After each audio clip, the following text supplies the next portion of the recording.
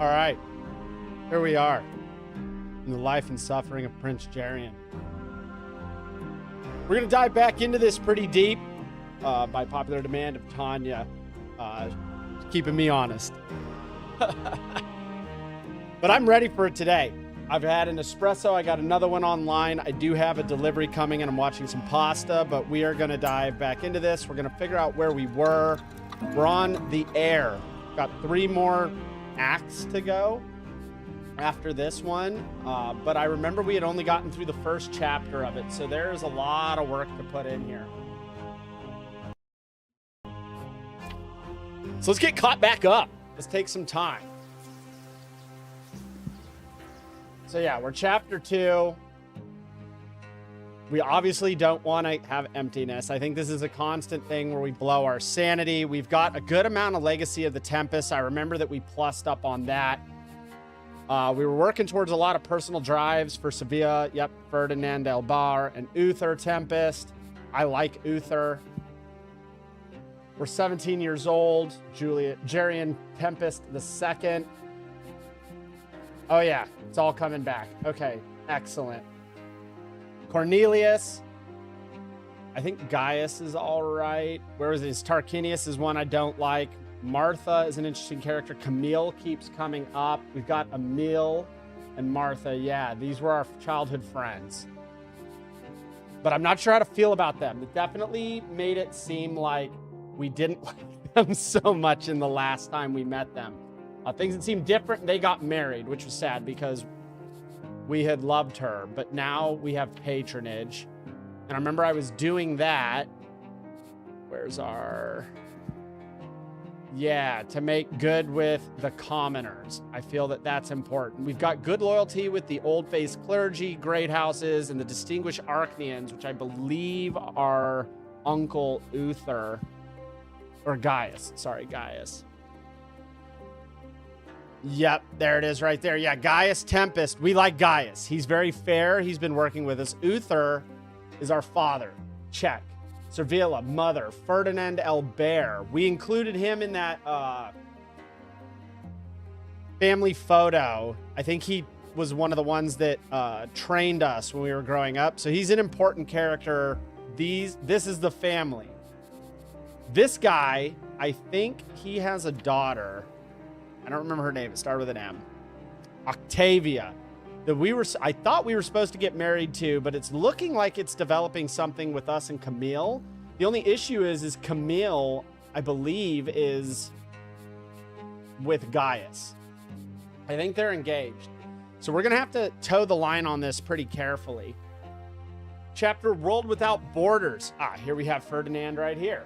I like Ferdinand. He's not my favorite guy, but he's definitely seems to be an honest character so far. I don't have a problem with him.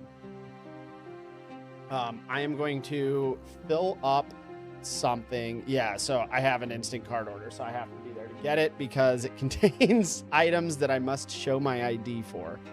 They were supposed to be here 30 minutes ago, but I guess it's busy today. It is Saturday, so we're just gonna, we're gonna roll with it. I'll cut it out on the finished video later.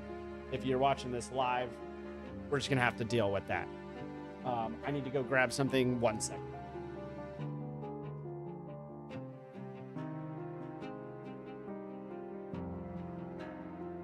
All right, just checking on our overall status. It does look good. We've got 25 Legacy of Tempest. All our sanity is still here. I really don't want to lose any of that. I have a feeling that, and I had reflected on this over the last couple of weeks. I have a feeling that this is sort of tied into the madness that you endure, letting go of your humanity for decisions that you make elsewhere to change your fate. Yeah, a non-replenishable reserve of mental fortitude that allows you to act counter to your personality. I don't want to act counter to my personality, but I want to define my personality. So if I ever use one of these, it needs to be for a big thing. Now, I know I'm kind of recapping a lot. This is for me as much as anybody else. It might not make sense in the third video, but the life and suffering of Sir Brante, which I do want to play again on the channel. I don't know when I'll do that. Obviously, we have this and a bunch of other things going on, but I remember in the life and suffering of Sir Brante, There were mechanics where you made decisions kind of the same. I don't think exactly the same, but it was definitely, there were things you could get locked out of, and it sometimes you had to sacrifice, to suffer, to get out of maybe a potentially bad scenario. And these are very well written games. That said, I think we've got about 20 minutes before the stuff gets here. I'm going to go check my pasta. Absolutely perfect. We're not going to eat the pasta right now. I was cooking it and I wanted it to finish. So let's see what Ferdinand's got for us. You've not seen Ferdinand for a half a year. Oh, your brother traveled the world, exploring the farthest corners of the empire, and changed greatly during the time of separation. His skin is darkened from all the time he's spending in the sun. His posture full of confidence, even pride. When he walks out to the palace gallery, Ferdinand puts his hand on his hips theatrically and casts an extremely amusing, arrogant look at you. Your dog, Hector, joyfully rushes to meet him. You there, the boy with the dog. Do you even know whose presence you're in? I'm a famous explorer who's traveled all over the empire and seen its most distant corners. Show some respect, or better yet, bow before me. You can't even faint from awe if you feel like it. I won't mind. You decide to play along, doing your best to keep a straight face. With your chest puffed out, you inform Ferdinand that he has found himself in the company of one of the most influential Arknians in the Empire, someone who can have thousands of people destroyed at the snap of a finger. You are the heir to the most ancient blood tide, backed by hundreds of glorious ancestors. Your past is certainly great, esteemed Arknian, but I am the future of this empire. Oh, the things I've witnessed in my travels, like Vallona's weaving machines that do people's jobs for them. Those clever devices are 10 times more productive than even the fastest weaver. I've seen lifeless soil made fertile again with special fertilizer. Not the kind they muck out of your stables, mind you. And in Illyria, they showed me a substance extracted from mold that cures fever. Uh-oh. That's some child labor over there. I mean, he's got a broken arm. Like, this is definitely an older time for sure. Hold on. I got a message from my dasher. What does this person want?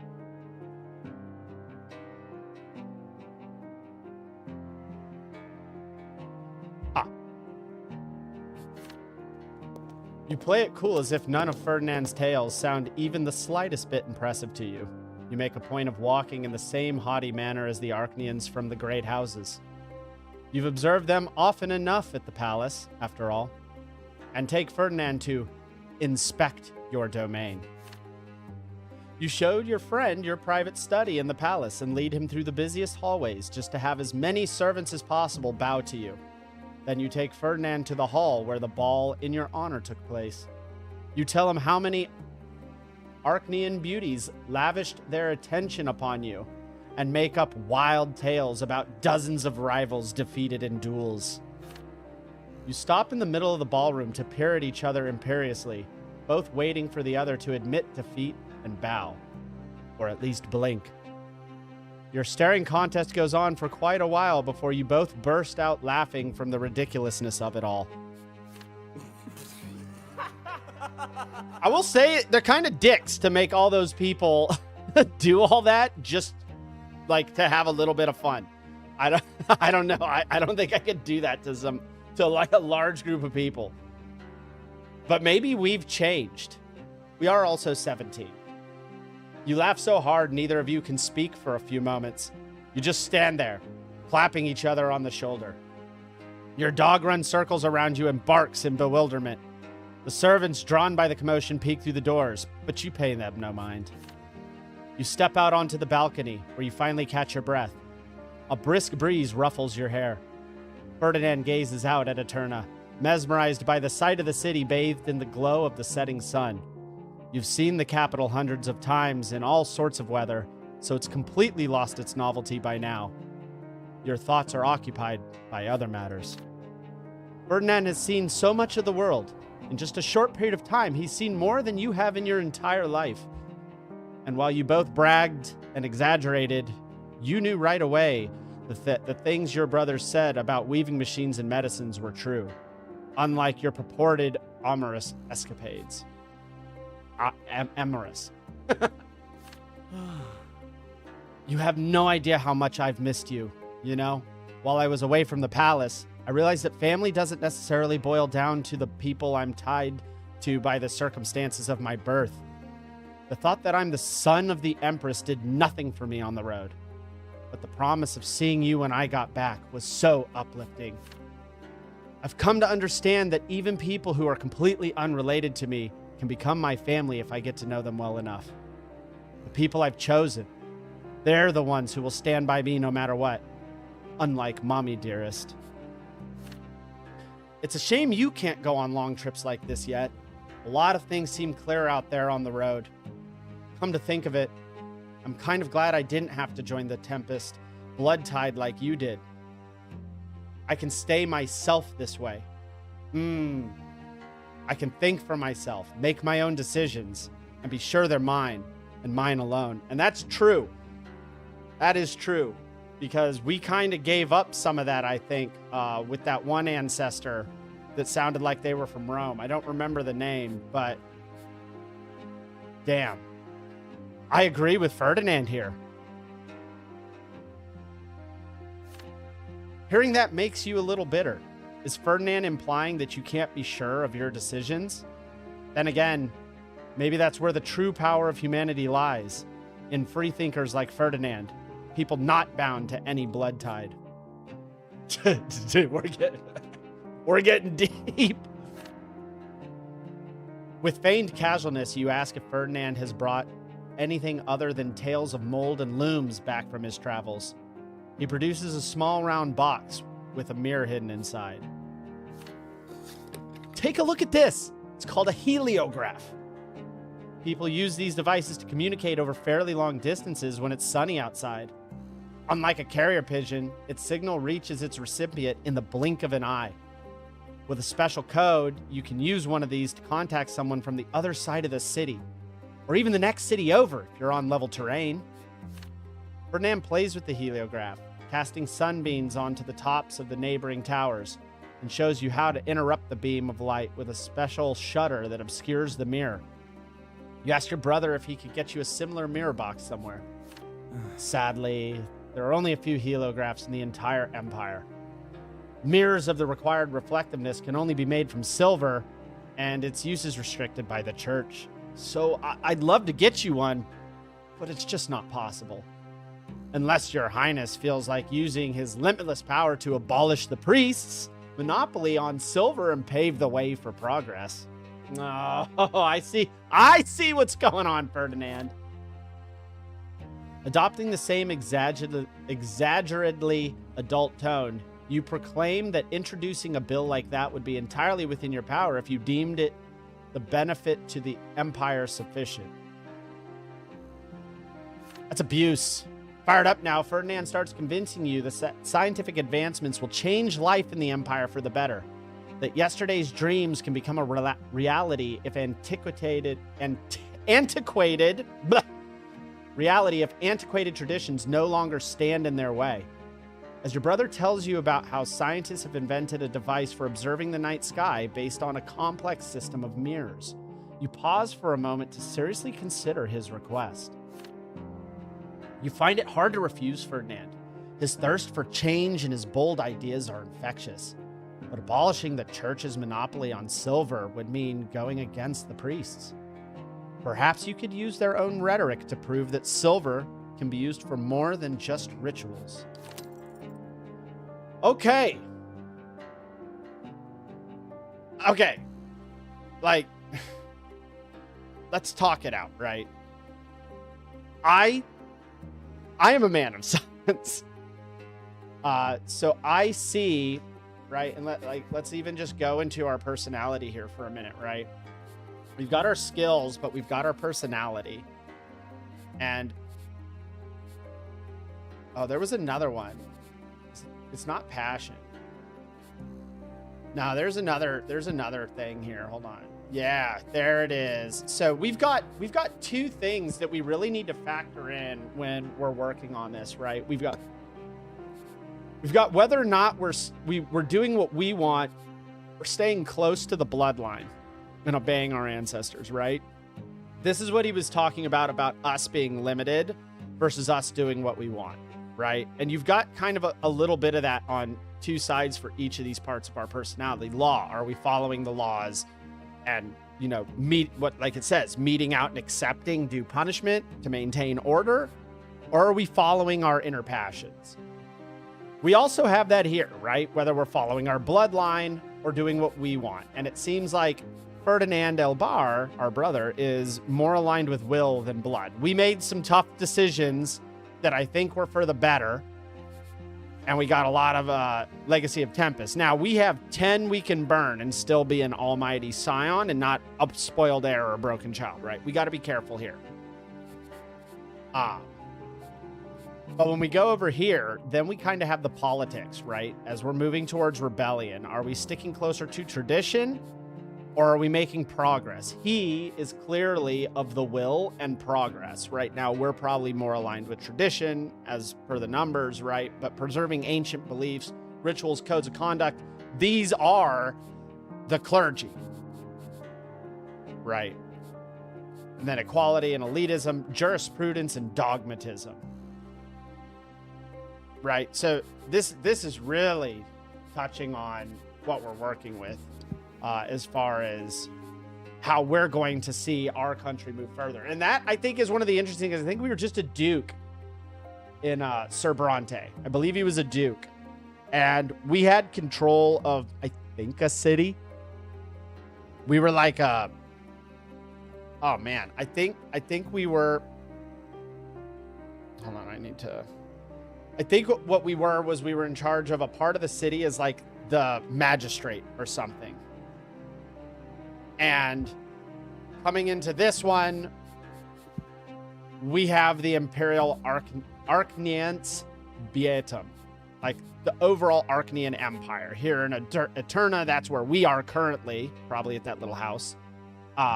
This is what we own. But there's a lot of other places here. And I think now, instead of just affecting what happens and whether a rebellion happens within the city, which, not to spoil events in Sir Brante for when we go through that, but we're dealing with much bigger stakes here.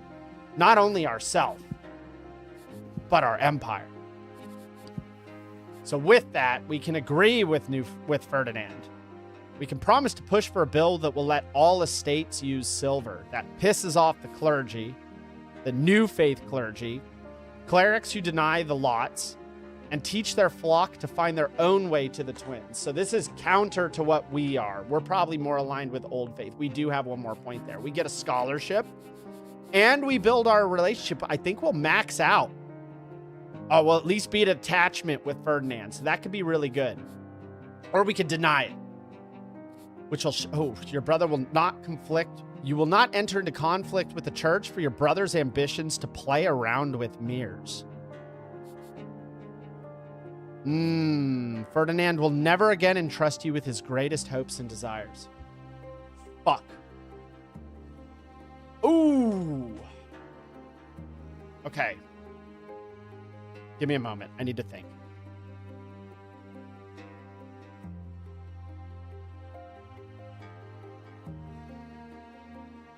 I'm also getting a jacket. I keep the house real cold for my dog. He's a Siberian Husky, so I worry about him getting warm in the summer, so I burn AC pretty hard during the day. But I sit right next to the thing. I am ice cold right now. I feel like I might die. Okay. Once this computer warms up, I won't notice the difference. Okay, so I can't do this. I cannot do this. Compromise. Oh, man. I can do this. But I lose the scholarship. Huh. Okay, so getting to 5 would make us an adept scholar. I think that could be important. I shouldn't burn through my Legacy of the Tempest. I really need to do this when it matters, but I just got done giving a speech about how my family matters, and we could be better with Cornelius. We're wonderful with Gaius. Uther loves us. We could be attached with Ferdinand. Now, we'd still have some work to do here, and we really got work to do here. Let's see if there's anything fate related to him. Servilla, Ferdinand. 3 or greater. We technically already meet this, but we're unfulfilled on our logic, which will be a problem. We have not, see, and this is what I'm worried about. We have not, if we do this, we fail the expedition fleet. And I think the expedition fleet will be massive. I see how this is coming into play. I don't, I'm going to be honest. I personally probably agree with the new faith clergy more than the old faith clergy, but this is tough.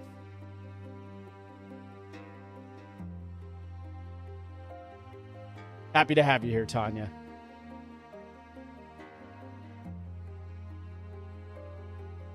I really think... Ooh, I'm thinking really hard on this. Okay. We get... How much do I care about this clergy, right? We lose 1. It's not that bad. We've got, obviously, some room we could lose with the new faith clergy.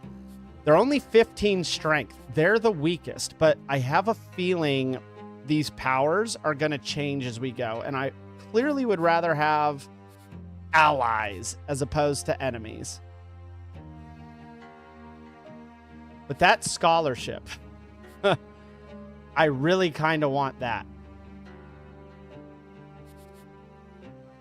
And that might lead, okay, if I were to like walk the path, right? Let's walk this together. If we have scholarship, right? To me, scholarship ties probably directly with logic. Same with management. Now, we suck at management. We just need to accept that and move on. We'll hire good people. But perhaps some of these, like the expedition fleet, could bring about points of logic or will. I have to start trying to like preempt future events. Now, am I going to be able to do that perfectly? Absolutely not. But I do not want to burn this. This is pure authority that I have. Now, could I lose 1 point with the new faith clergy? Is that going to hurt me too much?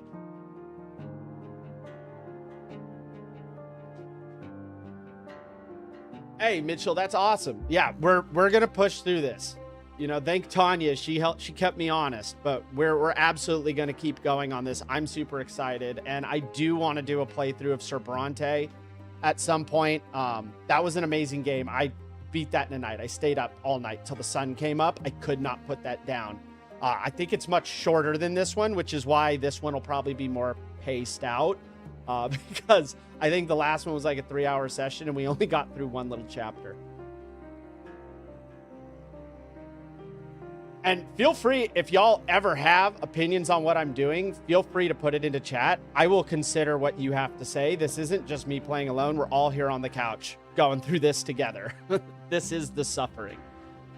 I think personally, though, I'm not going to spend and unlock this lock of legacy by utilizing my Legacy of Tempest. I think we need to keep this on standby for actual emergencies or pushing characters in a way that we need. I've only seen a couple of times where this popped up. I'm not prepared to use it right when we got up to this like high level right now. We're almost maxed out. I don't want to deny Ferdinand. He's family. We got to keep this guy. We cannot just toss this out. That will be unacceptable. I don't want to lose points with him. I don't want to shatter hopes. And I do want this expedition fleet. I feel that could have benefits in the future. Yeah. I think we have to just agree. Take the point with new faith clergy loss. But if I'm doing math, right, I gain 2 to lose 1. And there's not to say we can't get that back later. Plus, we'll have the shiny mirrors. I think I'm going to agree with Ferdinand.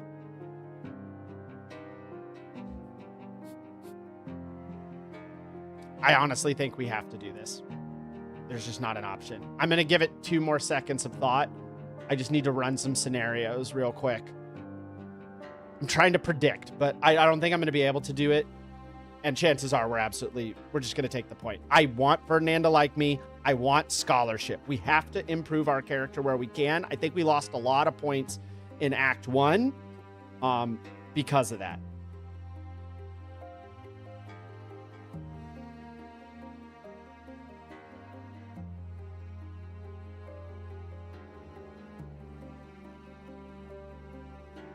All right, I'm committing. We're just gonna see where this goes. Yeah, I'm committing.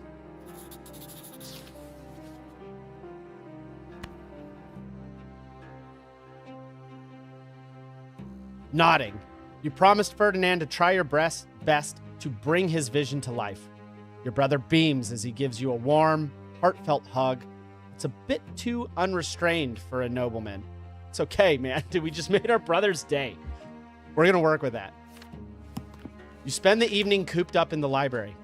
The ban on the use of silver for anything other than holy miracles was instituted centuries ago by Eric the Pious, one of your ancestors. According to Asatius, the twins never said anything about silver. I don't know if it was Asatius or Asatius. We're going to go with Asatius, I think. You present all your arguments competently and find powerful support in your uncle, the great chancellor. Nice! When the council tries to resist the bill, the emperor himself sides with his heir. Oh, dude, because our family, yes! Soon enough, the capital's newspaper spread the word of an imperial edict permitting the free sale of silver. Ferdinand thanks you, thrilled by the news. Yeah!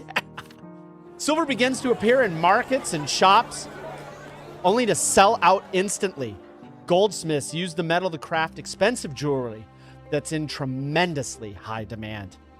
Prices skyrocket. Uh-oh.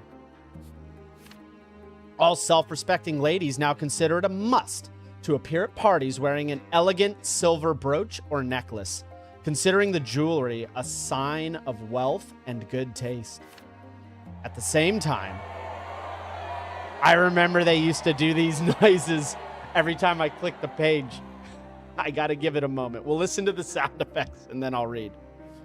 At the same time, relics start disappearing from temples, infuriating the church. That's why we lost the point. However, the people most dissatisfied by your decree are the priests of the new faith.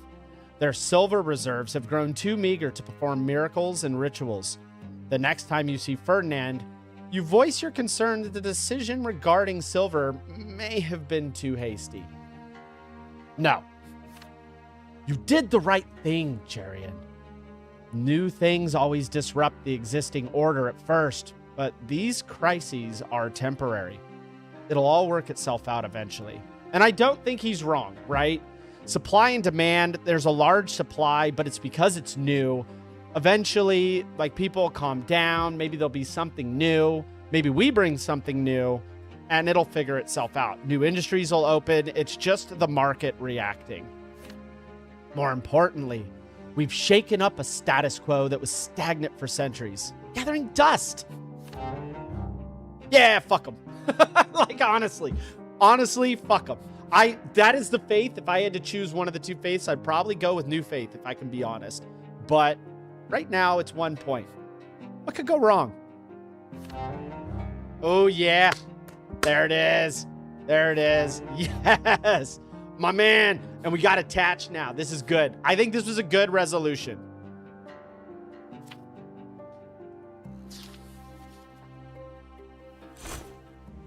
The writing in this game is so freaking good.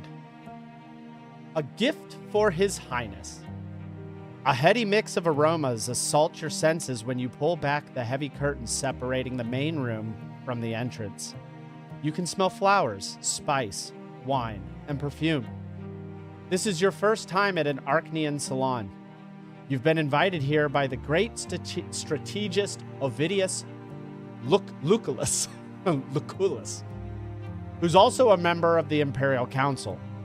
You've never seen him before, but you decide not to refuse and to make the acquaintance.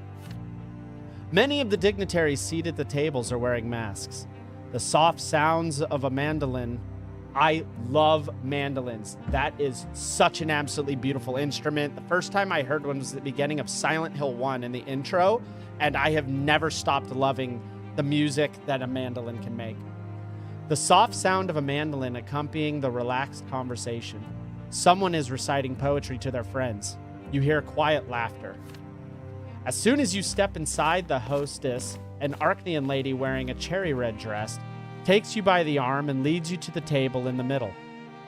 She says that this is the place to enjoy fine arts and fine conversations. No one will dare to bother or judge you while you're here.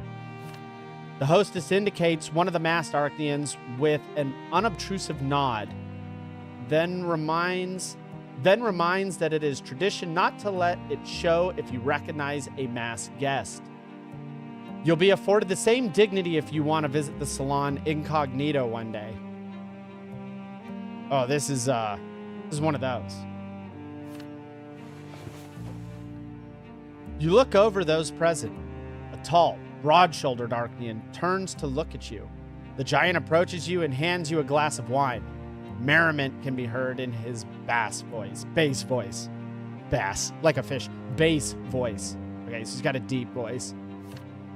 My prince, allow me to introduce myself. Ovidius Lucullus, Legion Commander and your humble servant. I'm glad to see you've accepted my invitation. Men of import always have a lot of work to do. But that's not all there is to life, is it?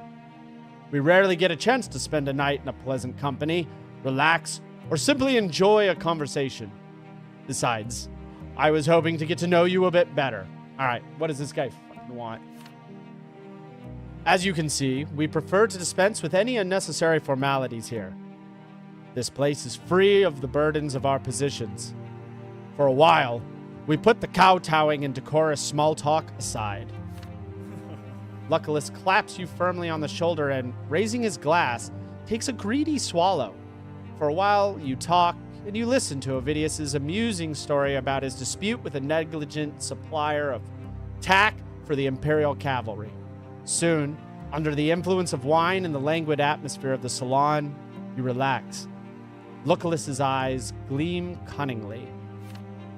I have a little gift for you. Ovidius gets up from his seat and claps his hands to get everyone's attention. Tonight, for the first time, we are joined by Prince Jerian Tempest. The heir to the throne is born to rule others, and I'd like the first person you have complete control over to be special, Your Highness. What? Wait, what? Lucullus gives a sign, and servants bring out a girl who instantly catches everyone's eye. Her thick, jet-black hair cascades over her bare shoulders. There's fire burning in her bold eyes. Her revealing dress embroidered with white gold thread, emphasizing her elegance.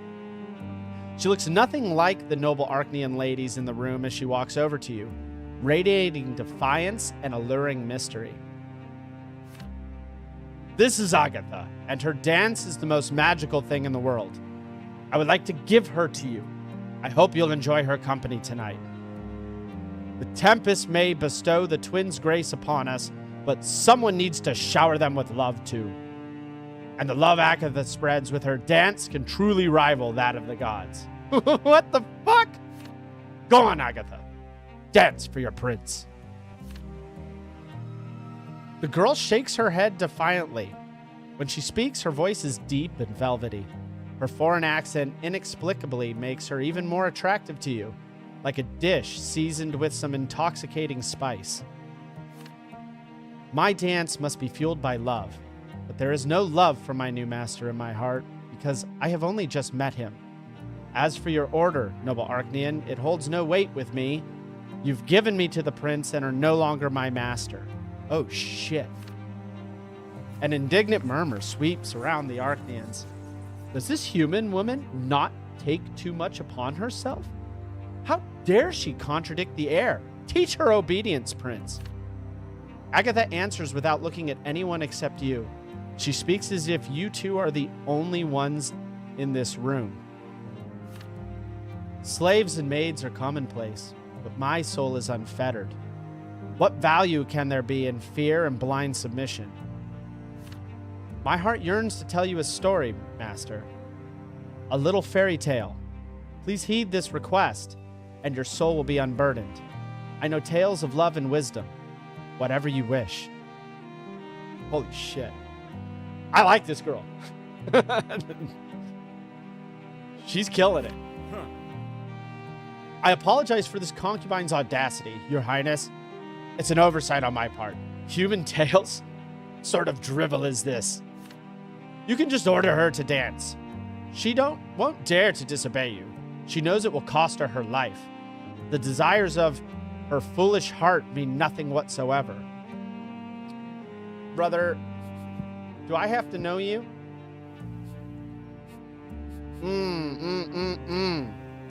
Let's read up on these two real quick. I feel like I know we're in the heat of it, but I before I get to the decisions, Ovidius Lucullus, I think that's a Lucullus. I don't know. An Arknian, great strategist of the Empire. Okay, so this guy's a commander. So I do have to take that somewhat seriously. Vassal and associate of Agarius Monrogue. Okay, so he's part of the Monrogue bloodline, which is related to Camille. So he is a potential extended family member through Camille and Gaius. So, all right, we got to factor all this in. A zealous champion of Arknian privilege and the military traditions of the Legion. Somewhat lax in his duties, all right, yet affable and pleasant in conversation. Open to negotiation and compromise when it serves his interest. Okay, so he's malleable, kind of lazy. Agatha, a human girl gifted to you by Ovidius Lucullus as a concubine. Agatha's mesmerizing voice holds a mysterious power. Thoughtful and empathetic, she values sincerity, compassion, and the capacity for forgiveness. Okay, so this is important because remember, we grew up, as a human. We didn't know we were royalty yet, but our best friends, and we offer patronage to them, right, are humans. And we did that to help the humans. So I think we need to look, so she's Arknian. I think we need to really look at her as more significant than just a human. And not only because humans shouldn't matter as well, but I think this is a special human, and I don't know why yet. Okay.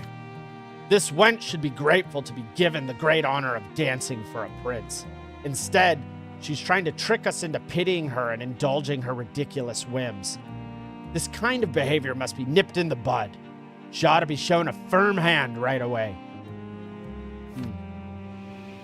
Please, don't make me go against my heart, Master.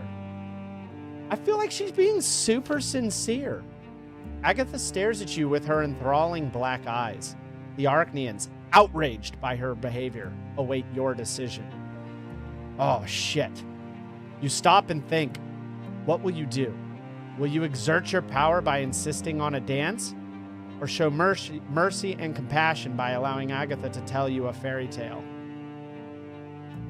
Okay, my DoorDasher is like 2 minutes away, so I'm going to put us on break for a minute. And I'm going to roll this around in my head. I'll explain my thoughts when I get back, but I'm already having immediate reactions to this. So I will want to make sure that we cover those. And then it's going to go quiet for a little bit. I'm actually going to put us on the timer. I'm going to give it 5 minutes. I don't think I'll need longer than that. Oh! Okay. Agatha stares at you with her enthralling black eyes. Or tell a fairy tale. Okay. So, time for... time to break it all down. All right. Ask for a tale of love. Okay, Agatha's happy. Okay, so let's start with the one that I'm least thinking that I'm going to do, because my character is not a tyrant asshole. And maybe at some point, I'm going to play this one the way, like, my heart goes, you know, and the way that, like, everybody thinks we should play this one. I think it's important that we, like, follow, like, less of a caricature. But maybe we do an asshole version sometime to see how nasty we can be. That's not this one, though. Though I do absolutely see the benefits to this, right? You order Agatha to stop disobeying her master and dance. This gives us benefits with the great houses. Okay, this is actually big. This would take us to 14. It would take us to 14? What do we get? 2 from that? Wait. Oh, no, it takes us to 13. Okay, sorry. No, new value is 13 plus 1. We're at 12. Got it. We'd gain another diplomacy, which would put us at an order. Now, that's huge. So this is basically, we're getting clout with all the important people of our kingdom that are going to do some shit. And, like, I got to say, 21 is quite strong. That's actually quite strong. I don't know that I could handle them long term. I think I would need a lot of other people. I guarantee you there is going to be a rebellion or something in a war later. Okay, for a tale of love, it's going to hurt our law. It's going to boost our love. For a tale of wisdom, there's our logic. Okay. And Agatha's happy. A story of wisdom. Okay, hold on. Let's go look at this, because I know we need to boost our logic. That'll get us to 6. We're not all the way there, but that's pretty big. We need love for our dad. We need love. We're already good on blood here, so we're going to get this one either way. I don't know if we'll make it to the expedition fleet because of our lack of logic. We're good on love here. Our scholarship has a way to go. Could use the fucking diplomacy. Symbol of Arknian hope, though, right? Symbol of human hope.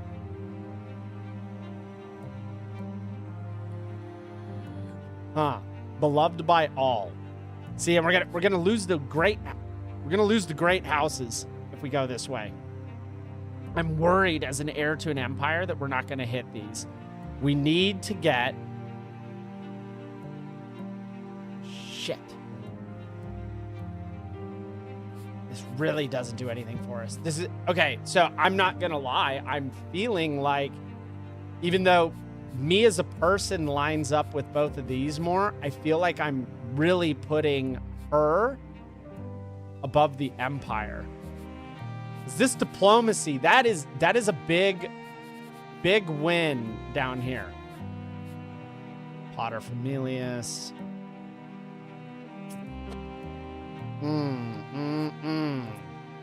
Are we gonna get the oath? Shit. Okay, we have a lot to focus on. But I think these are chapter goals, right?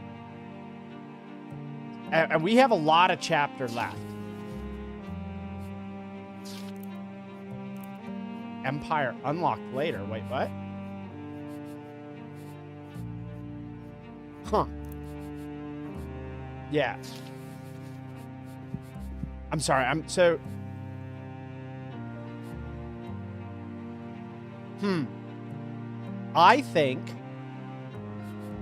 I think we're going to go wisdom. I need the logic either way. I need the logic. I'm interested.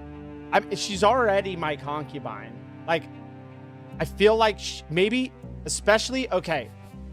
So this is what I was thinking about beforehand. Given that she's, okay, so she is a romantic interest. Holy shit, I didn't even pay attention to this. Right, we got family, random characters, romantic interest, the council. So I don't piss the council off by doing this. He's not going to get mad at me. I don't lose anything with him. I don't gain anything. But she may be incredibly powerful. If I'm being completely strategic and non-human here, right? She may be incredibly powerful. Like Camille is obviously, but she's already with Gaius. We're not touching her. She's out. She's out. She's not a romantic interest. Agatha, and I don't know if they're going to give us any others, but Agatha has the power of speech.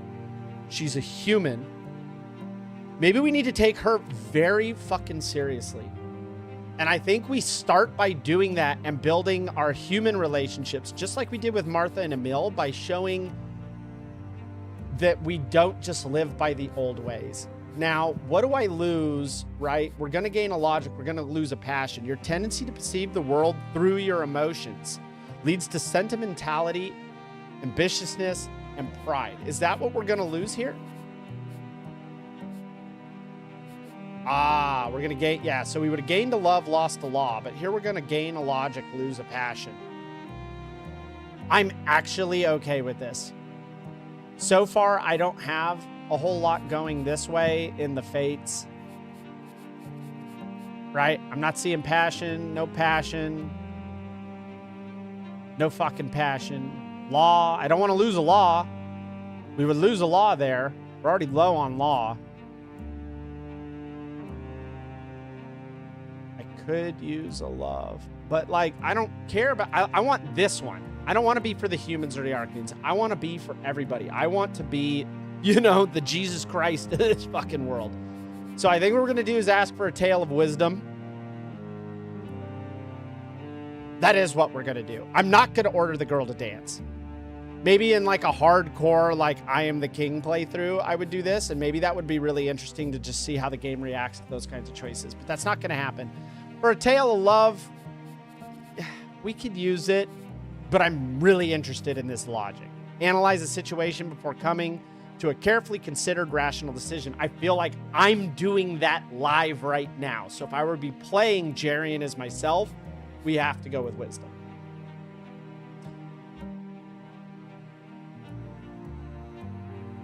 I'm going to go make one more drink, and I'm going to drink that other espresso to really get jacked up. I'm going to give myself about another minute and a half to think about this while I do that. But I do feel like this is what we're going to fucking power it up. Okay. I could not... I tried to play devil's advocate. The logic to me is too important. Building a relationship with Agatha, whether it's romantic or as their, you know, utility or as a kind of confidant. I don't know what her role is going to be, but what I know is she's my concubine now. We're attached.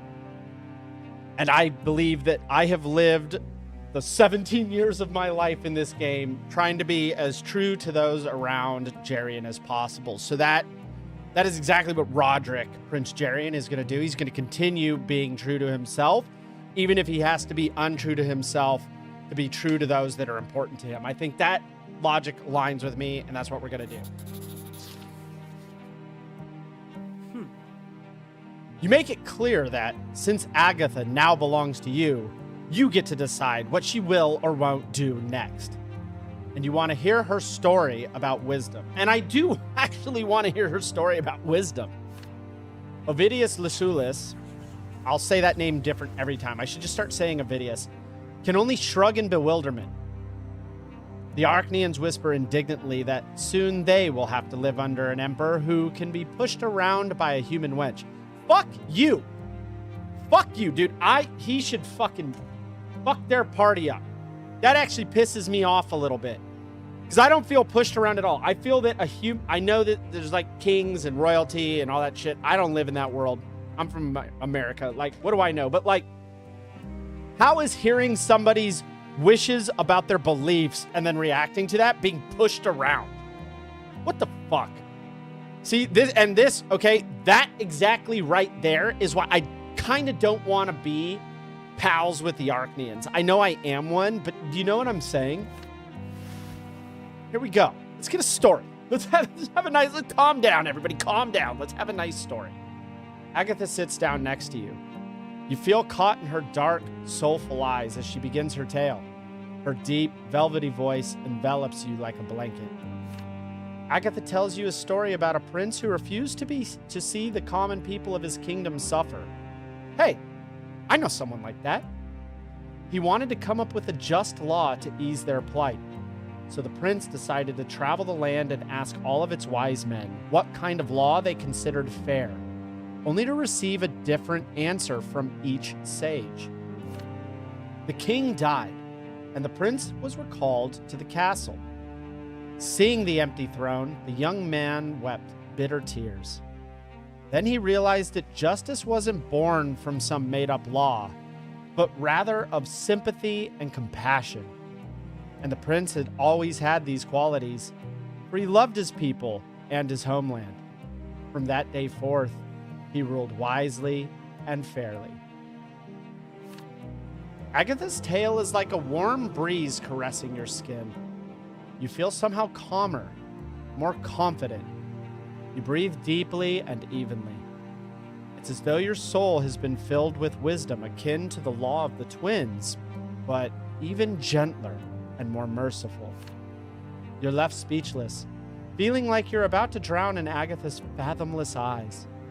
It's as if the world around you has ceased to exist. Oh, is she a witch? Please take me away, master. Agatha's voice is barely above a whisper, as if the power of her tale has frightened her as well. She takes your hand and leans closer, her eyes shining with hope. You take her and leave the salon without speaking to anyone else, afraid to spill the wisdom and light filling your soul. Wow. Oh, shit. Like it's a glass I need to carry carefully. Oh, wow. Okay. Good. Good. We got that nice logic. We wanted that.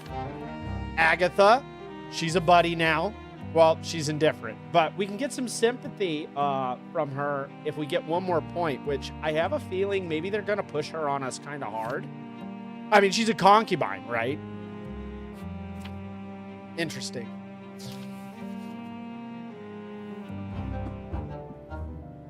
Oh, shit.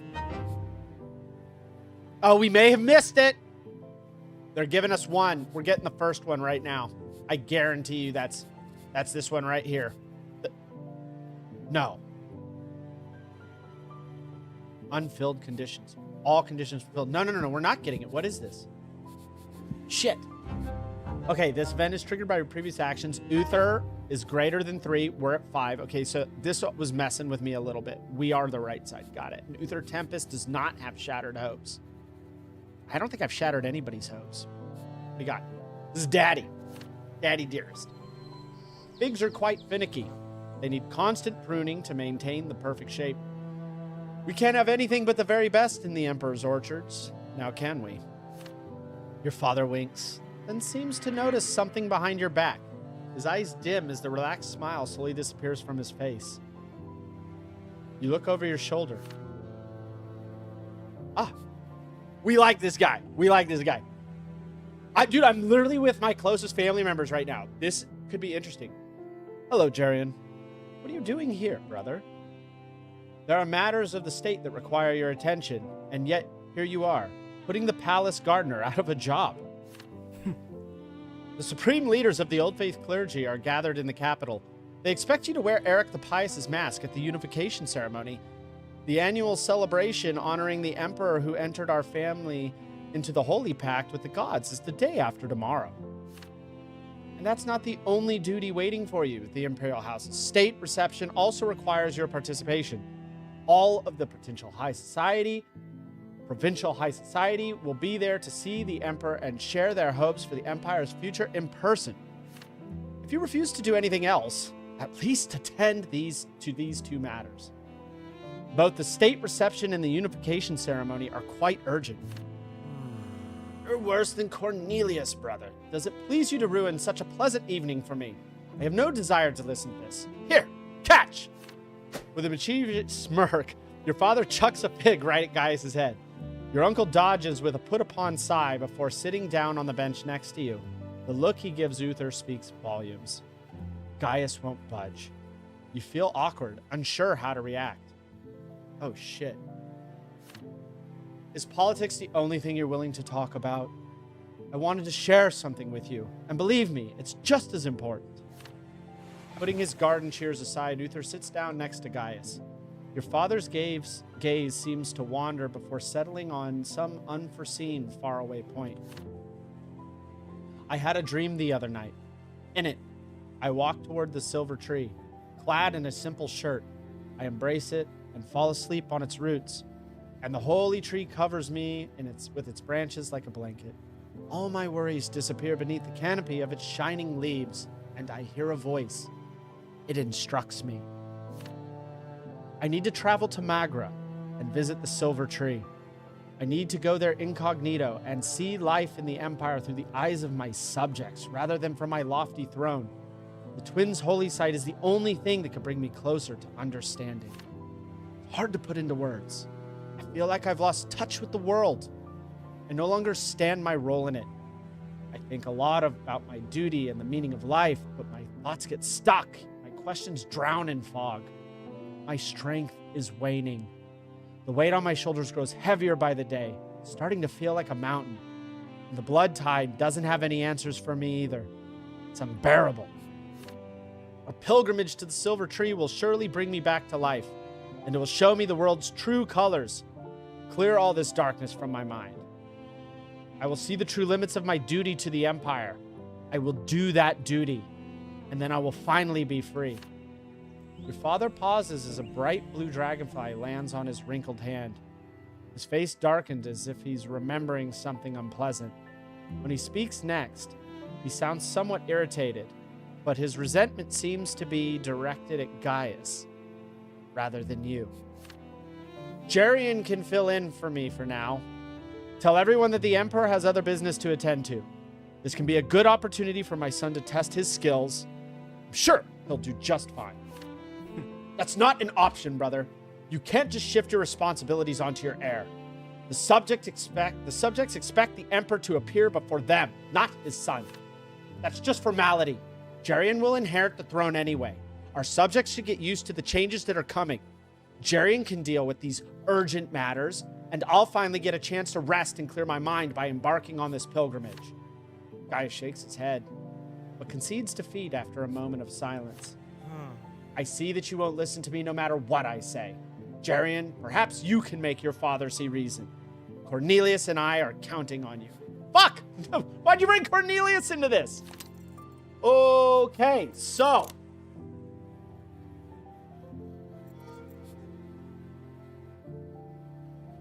Oh, no. Fuck!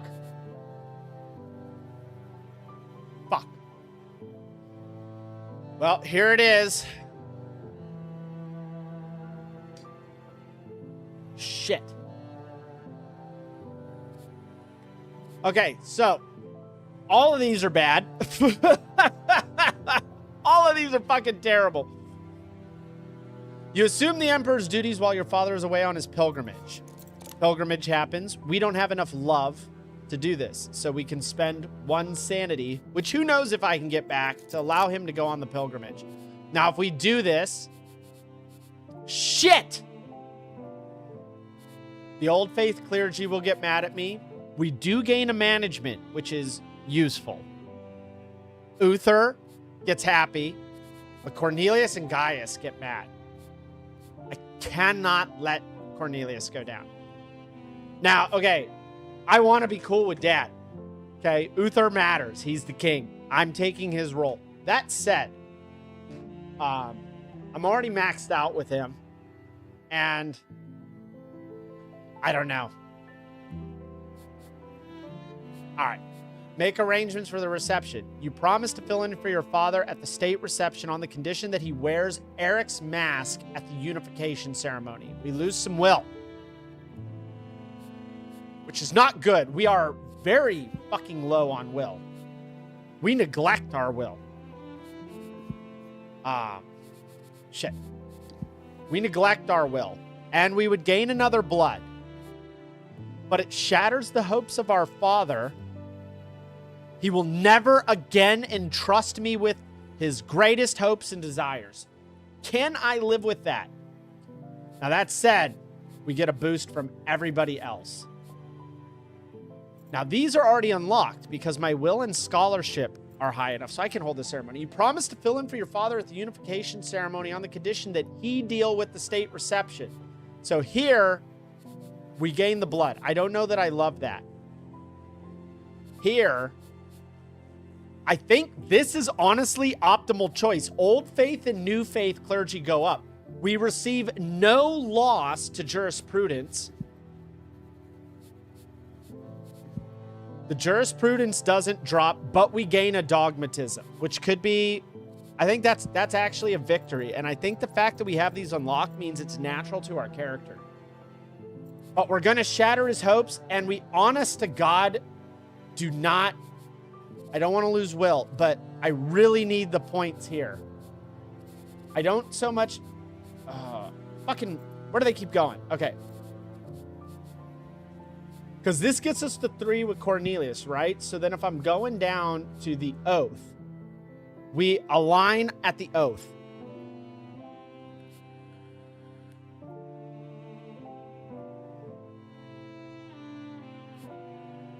Which means technically we'll still be greater than 4 with Uther for paterfamilias.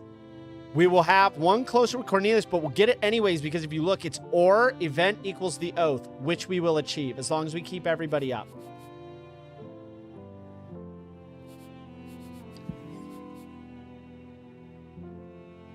And we get the dogmatism. I think we need to take the hit on will. I think we'll have to figure it out later. I mean, one way or another, unless we're doing this and saying go on your pilgrimage, we're fucking him either way here. Now, this one's really good. Again, dogmatism, societal drive to uphold religious dogma and accept the authority of the clergy. And we get clergy points here. That's huge, right? But I think becoming the Potter... Okay, so this is what I meant when I was thinking about, like, bigger picture stuff when I walked away before. I think I need to look at the broader task and not react to individual moments that are in front of me, right? That is me pushing aside my will. That is me giving up my love, but that is me leaning into logic. And if I can become, and I know I did this before, and maybe they're going to get me on this, if I can become the paterfamilias, and I take the oath, that leads us closer to hitting our goals elsewhere. Even if we fail in these, right? It makes us the Tempest heir and the heir to the Empire in one way or another. Now, I do also need the old faith and new faith clergy.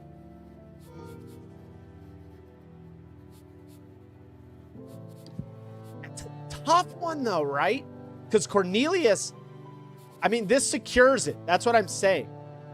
Maybe I'm not thinking far enough ahead. Maybe there'll be another time I can get Cornelius on board.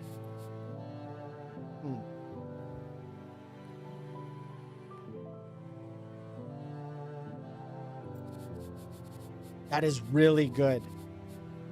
And we might have time to get, okay, I'm changing my mind. I think we might need to go here. Even though we would be securing the oath there, it may be possible to lose it. It may be possible to gain more later. We need 2 points with Cornelius. I don't know if we're going to get those opportunities. I don't know if we're going to get them. I'm really thinking hard here.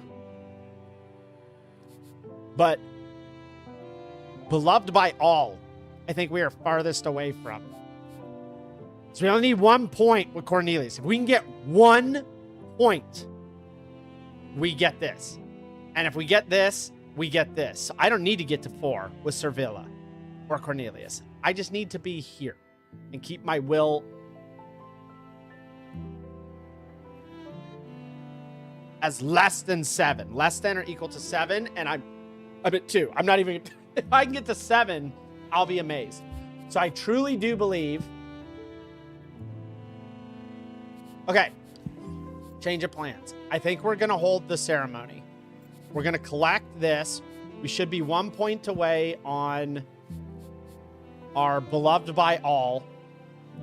Yeah, we're with... So we get almost get there with new faith clergy, but that buys us back the point we lost working with Ferdinand. We're already going to disappoint our father because I'm not going to give up a sanity if I don't have to. I do not want to be reckless with those. The commoners we're already close with, and we've already got the distinguished Arknians on our side, which is our Uncle Gaius, who we're talking to. So I think it's more important that we rely on on our uncle just coming up good later. Yeah, where is he? Cornelius. We're just going to have to rely that we're going to find another point before this matters, and everybody else is good. We're going to hold the ceremony. This gets us so close. You tell your father that he can't leave the empire without its sovereign. He's needed here. A trip to Magra is not an option, but you're willing to wear Eric the Pious' mask for the ceremony to lessen your father's load at least a little bit. As for the reception, the emperor should see to it personally as the head of House Tempest. Thank you, my son. Although that is not the response I expected. If I don't visit the Silver Tree now, it may be too late. And it may be. I think we may have just took that from him. And I truly, truly, truly feel the weight of that loss because he might never get it again. But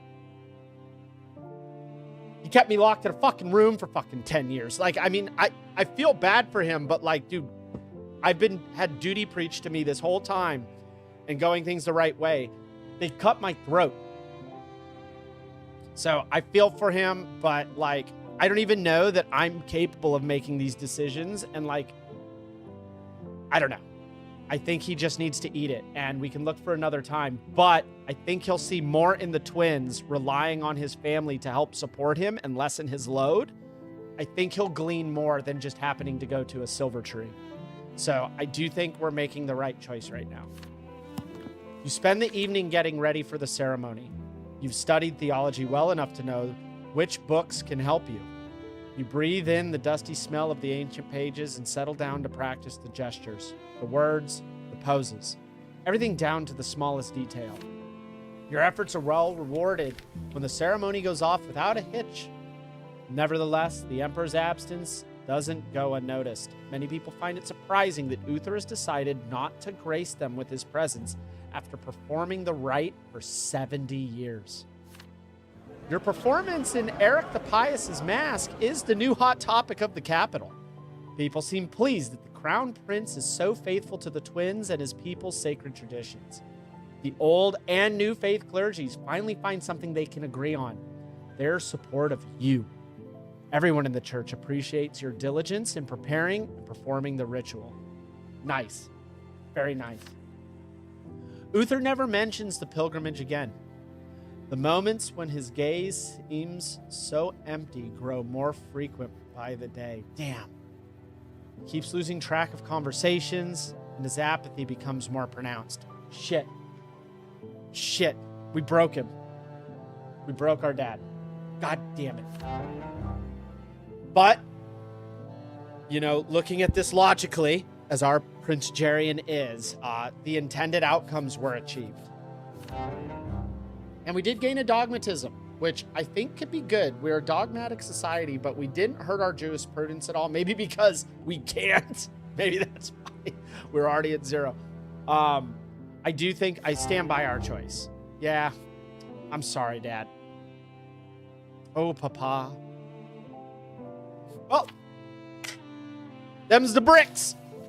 And we're committing. Hector. A gust of wind burst through the open window, making the curtains flap, the gilded candelabras sparkling in the sun. You hear bird song and the gentle murmur of the fountain out in the courtyard. You're training Hector, but the puppy is in a playful mood. The whole palace can probably hear him barking his head off. Good boy, Hector. A servant silently enters the room to inform you that the royal family is expecting you for the customary Sunday dinner. You head to the dining hall, trying to predict whether your father will be there. He spent the last couple days cooped up in his chambers. Fuck. Fuck. Your mother keeps telling you how important family traditions are to Uther. Sometimes it seems like your father cares more about his family than the empire. It is the very cornerstone of his reign. So what will happen if he loses faith in your family one day? Will it undermine the authority of the Tempests? You suppress these anxious thoughts, focusing on the lively conversation that awaits you at the dinner table. You even pick out a few funny stories to share with your loved ones. It's not often that the rooms of the Arknian Palace are filled with laughter. You stride into the dining hall, eager to see your family. Sound effects. Crystal glasses sparkle on the dining room table, illuminated by the warm glow of the fireplace. Servants begin bringing in the dishes. Uncle Cornelius has pushed his cutlery aside and is busy going through a stack of papers as he discusses college affairs with Gaius. Ferdinand has his nose in a book and doesn't seem to notice anything around him. Servilia watches to make sure the food is served properly, occasionally snapping at the servants. The tall chair at the head of the table stands empty. This music is pretty ominous. An invisible weight settles on your shoulders. Looks like your father won't be coming, and the mood at the table couldn't be farther from the carefree happiness you were imagining just minutes ago. Servilia's smile is pointedly pleasant as she greets you. Jerian, I hope you didn't come bearing a stack of papers under your arm too. Seems like some of our family members can't tell a dining room from a study. You give your mother a strange smile, but no one else seems to react. Cornelius does not break off his conversation with Gaius, and Ferdinand is still looking at his book. Servilia puts her fork down with a clatter. I suppose you all must be disappointed by the Emperor's absence this evening, my dear family. But is that any reason for us to ignore each other? Of course not. I'm sure Uther will join us as soon as he feels better. Don't you think that it's inappropriate to discuss work at the family dinner, Cornelius? Cornelius looks up at Servilia, clearly annoyed by the interruption. Gaius clears his throat. Ferdinand sets his book aside, his eyes twinkling with curiosity and spiteful glee. I'm sorry if I don't fit into your picture of a perfect family, Empress. But kindly let me be the judge of when it's appropriate to discuss important matters of the state. Servilia gives him a curt nod. Cornelius crosses his legs and goes back to his conversation with Gaius.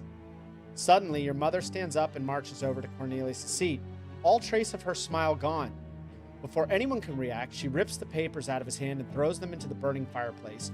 Okay, so this right here, there is a message here, is that when the head of the house is gone, the body doesn't know how to think. And I think that's what they're getting across here, is she is now trying to hold things together. They are used to listening to the Emperor, and now the family is falling apart because Gaius isn't here to require order. And we may have hurt the family real bad with our decision. Shit. Everyone stops, flabbergasted. Ferdinand reflexively hides his book behind his back. Forceful exhale, your mother returns to her seat as though nothing has happened. Her face is the picture of affable politeness, her slightly pursed mouth the only thing that betrays her annoyance. White as a sheet, Cornelius slowly rises from his seat. His fists are clenched, and his voice trembles when he speaks. I've had to shoulder the responsibility for the entire empire lately. I didn't want to waste time on family get-togethers when so many things demand my urgent attention, but I still came out of respect for my family. And this is how you thank me. By incinerating the documents I've been losing sleep over for the last week? If you had even a modicum of respect for your family, you'd pay attention to us instead of covering the dinner table with papers. You never dared to act like this in front of Uther. So what has changed? I see. She feels disrespected. Gaius slumps over in his seat, fidgeting with the tablecloth. Ferdinand leans forward as though he doesn't want to miss a single moment of this. Hector starts barking somewhere on the other side of the door. Well, if that's the case, I'll stop wasting my time here. I have a meeting with Professor Corderset, the Dean of the Imperial College, tonight. Though, I suppose that's of little interest to you, Empress. Cornelius glares at the fireplace as it crackles away merrily. Pursing his lips, he turns to face you and your brother. When he speaks, his voice is cold and businesslike. Professor Condorcet is going to make a speech on a proposed economic reform to a gathering of major industrialists from all over the provinces. Jerian, Ferdinand, you should attend too. This speech is of great importance to the future of the Empire. Is that so? Then you're excused, Cornelius. You've disrespected us enough tonight. I think the shadows are wrong. I'm just kidding. Servilia pauses to look at everyone gathered at the table. Her face is a mask of calm politeness, but her voice rings like steel. The same applies to the rest of you. If you have nothing to say to each other, I suggest we end this farce right now. Do not burden either yourselves or me with the pretense that ancestral traditions mean anything to you at all. You notice the corner of your mother's pursed lips quivering imperceptibly. Oh, she pauses for a moment, then picks up a fork and helps herself to a piece of blackberry glazed pheasant, which has grown cold by now. A servant brings out dessert, a cake covered in snow-white frosting, topped by the Tempest family crest. Nice. Without another word, Cornelius wipes his lips with a napkin and departs. Ferdinand quietly apologizes to the Empress and hurries after him. You remain at the table in the company of Gaius and Servilia. Both of them are silent. You have no desire to eat. Your uncle carefully pours himself some wine.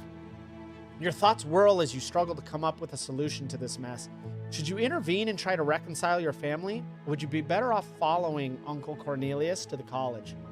You gaze at your empty plate, trying to decide what's most important to you right now. Okay. Big. Very big. Very big. So we have not unlocked this because Cornelius is not good enough. I probably wouldn't make Cornelius apologize anyways.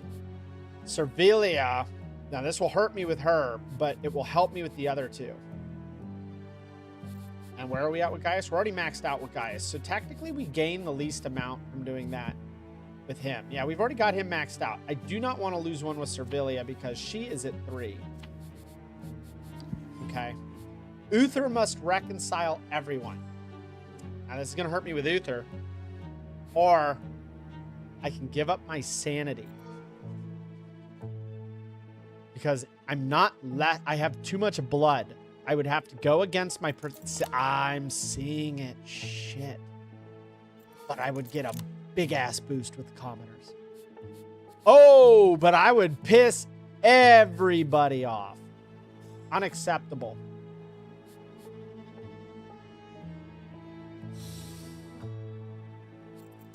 Oh, shit. Okay, hold on. I think I can piss Dad off one more time. I can do it one more time. It needs to be greater than 3 and we're at 4. But this would get everybody up 1. Now, I don't want to be an asshole, but we've already lost the Dad. Uther already has shattered hopes. You'll make your father intervene to preserve this family tradition.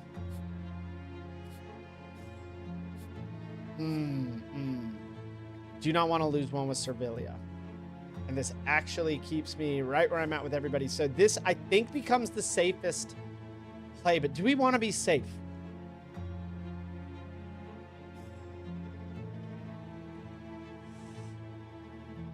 Ooh, that's tough, isn't it? That is tough. I don't know if I want to be safe. So right now we're leaning this. We're just not going to get this. This is out. I wouldn't have done it anyways, but this is just out.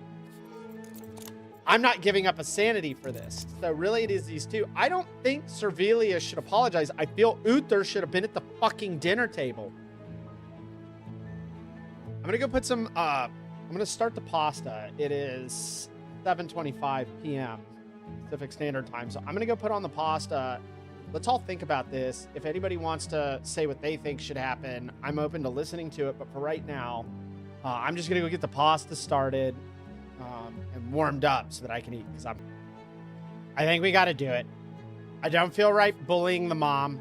We need points with the mom. We need this point with Cornelius really bad. He's our last point, but I'm not giving up a sanity.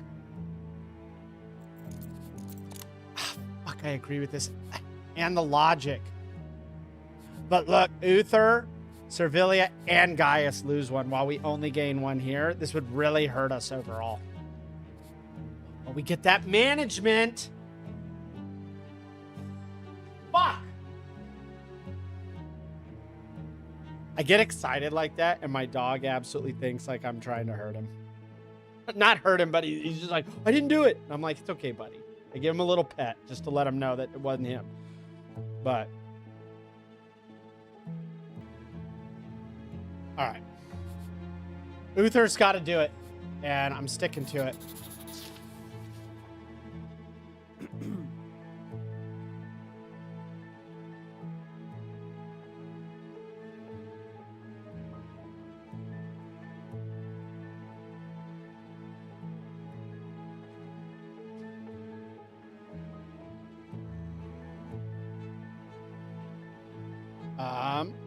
Hold on 1 second.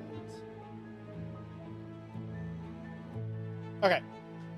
You thank your mother for dinner and tell her that you'd like to check on Uther now. Good. Servilia gives you a silent nod without looking up from her plate. After leaving the dining room, you hurry down the hallways to your father's private quarters, but freeze outside his door, suddenly hesitant. Why would Uther want to reconcile your family when he spurned their dinner so easily? You stand there for a moment, then wrap your knuckles against the door decisively and enter. Oh, shit. The room is dim, the heavy curtains blacking out the sunlight. You notice some papers scattered on the desk, as if some work had been left unfinished. Uther is sitting in a chair, and he turns to you slowly and reluctantly when you enter. There are deep shadows under his eyes. You apologize for disturbing your father before informing him what happened at the family dinner. He looks at you acrimoniously, his voice cold. And you want me to reconcile them? I thought you were capable of managing your own family while I'm otherwise occupied. What? You look away from your father's heavy, gloomy stare. You tell Uther that Cornelius is offended, and Servilia is too proud to take the first step towards reconciliation. If there's anyone who can restore order in your family, it's Uther. The Emperor heaves a sigh. Well then, I'll do my duty and intervene this time. I do understand how important the tradition of our family dinners is. But going forward, I expect you to deal with issues like these on your own, son. You're old enough for that. You spend the rest of the day racked by worries and doubts. Was this the right call? Maybe you shouldn't have bothered your ailing father. You used him for his influence when he was weak in both body and mind. Yeah, but... you know...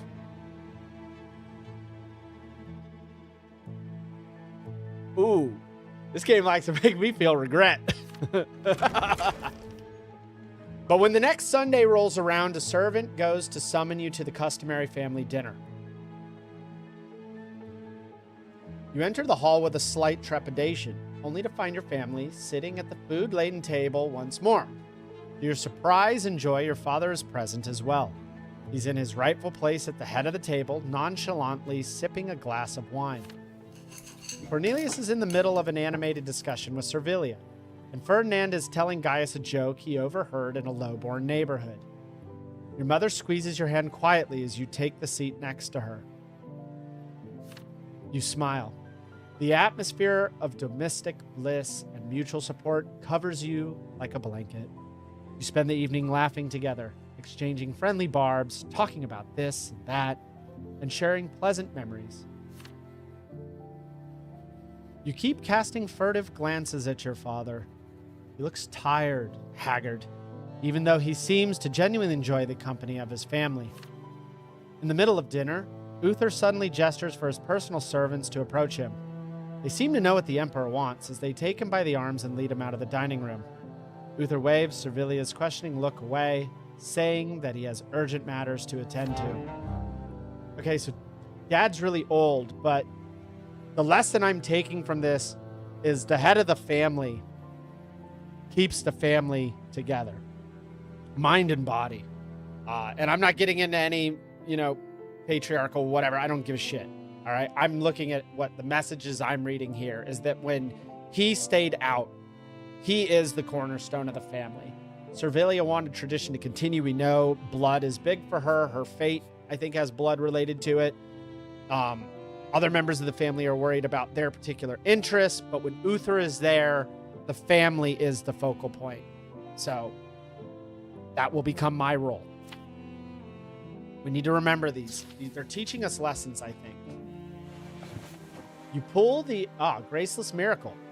You pull the overly tight collar of your ceremonial robe away from your neck to give yourself some breathing room.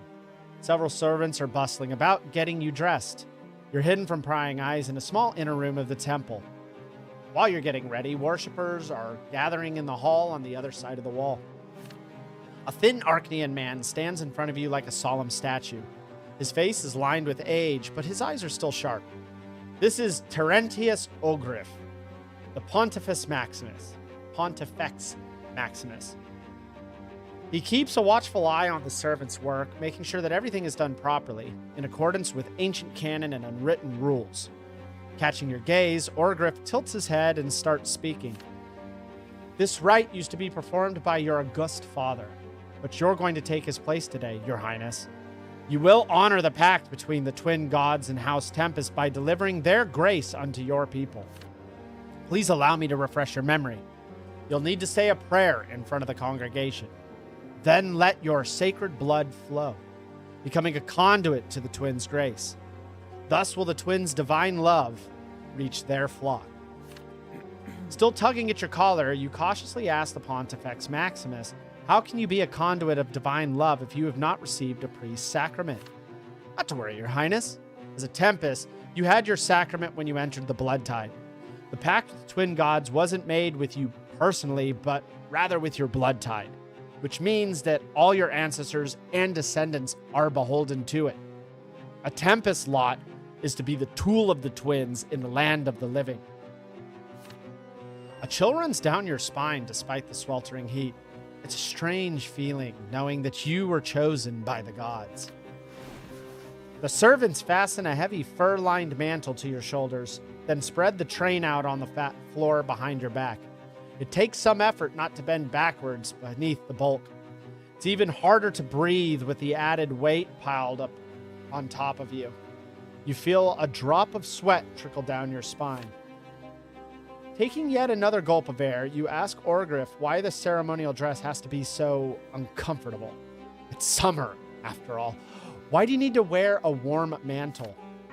The purpose of the ceremony isn't your comfort, your highness. It's not for you at all, if I may be so bold. It is for your people and the gods you serve. The Pontifex's words are not unkind, but they still feel like fingernails on a chalkboard. You cringe involuntarily. You don't get a chance to ask any more questions before an acolyte announces you to the crowd. The tall, heavy doors creak open. You take several steps forward and stop on a raised platform overlooking the enormous ceremonial hall. Damn, that's beautiful. Look at that. Hundreds of churchgoers have gathered inside the room, and you can see through the open temple gate that the square outside is crowded as well. Their quiet chatter dies down. Everyone is looking at you. Graceless miracle. You close your eyes and start reciting a prayer, trying to think about the twins and build a connection with them. You used to feel the divine presence so vividly whenever you visited the temple. Just what will you feel now, when you're supposed to act as a conduit for the twins' love? Their grace is about to flow through you and touch everyone present. Will you be able to withstand the onslaught of the divine power? You approach the grim statue of the younger and run your hand along his blade. You call out to the twins with your whole heart. You raise your cup palm high in the air and your blue blood flows freely. Blood for faith, you cry through the silence like thunder, the boundless sea of people answer in kind, faith for blood! The people look skyward, and some unfathomable light seems to illuminate their faces. You see smiles and hear delighted peals of laughter. Boundless joy overtakes the crowd. They reach for you, their eyes shining with bliss as they cry out to praise the twins. You wait for the same emotion to grip you, but there is nothing. You try to resonate with the divine presence like everyone else, but it's all in vain. Not even an echo of the twins' grace reaches you. Your mind is crystal clear as you look over the congregation. Your hand hurts. The rough fabric of your robe digs into your throat. All the while, the crowd before you is going mad from the joy you've bestowed upon them. Dude, what the hell is going on? I gotta go stir real quick. Yeah, this is absolutely crazy. Like, This is almost like a... Hands hurt. Man. Once the elated high settles a little bit, someone addresses you from the front rows. It's one of the new faith priests clad in a white robe, praising you and the twins. He shouts that since the twins shower the people with their love through the Tempest, it would only be fair for you to show the gods how much the people love them too. The priest asks whether this is within the scope of your abilities, since the Tempests are the gods' conduit and the tools in the world. Okay. So he's basically, I think what he's saying here is like, well, you show us the gods love us, but we want you to show the gods that we love them. We're basically telephone. Before you can react, another priest, this one clad in a black garb of the old believers, shouts back in indignation that mortals have nothing to offer the gods. The twins are absolute. They grant everyone their law and their love. And that is enough. The people have nothing they might need. The priest starts arguing, but after a while, they turn to you. They want the conduit of divine grace himself to say whether he can convey mortals' love to the twins. Does he feel that the gods would accept it? All eyes are trained on you once more. The crowd goes silent, waiting for you to answer. But you don't have one. Should you tell them that the new faith priest wants to hear? Or should you claim that the old believer is right? Or should you tell the truth and admit to your own confusion? Oh, this is spicy. Oh. Okay. We're going to go top to bottom. So if we side with the new believers, we decide to lie. Oh, you decide to lie that you can convey your subjects' love to the twins. We get +2 with the new faith. We get 1 love, but we lose the law. I need to go check. Logic, love. Okay. So love is good for us, actually. Love is good, but it doesn't matter. We already fucked this. This one's gone, so we actually don't need the love. Okay. And I don't want to lose more law. I feel like I've lost a lot of law. Side, what is love again? Your inclination toward divine love, compassion, and sympathy. Side with the old believer. You decide to claim that you know that the twins do not need mortals' love. Now that gets us 1 law. This balances us out again. Got a nice balance of love and law. I actually really like that. I don't want to have too much love because I don't agree with this. I actually agree with law and logic. So this is really good. Oh, but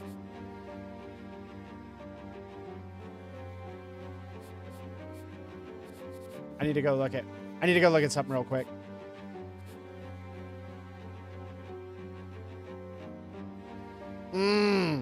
That is really good. Okay, actually. So what I'm noticing is old faith is mainly Arknians. So now I'm actually drawing some connections here, right? Because that love, in fact, if we go up 1, we're absolutely equal with love. That could potentially harm us, right?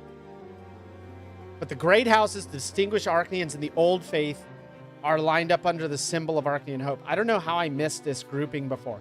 Human nobility, commoners, and new faith clergy. So the old faith is like, everything we've done is how it is. The new faith is like, you don't necessarily need to be a commoner. You can be a noble too and still go to the twins. Everybody believes in the twins, but it seems the old faith is more sympathetic to the Arknian way things have gone, and the human new faith clergy, I think, is more human focused. Beloved by all.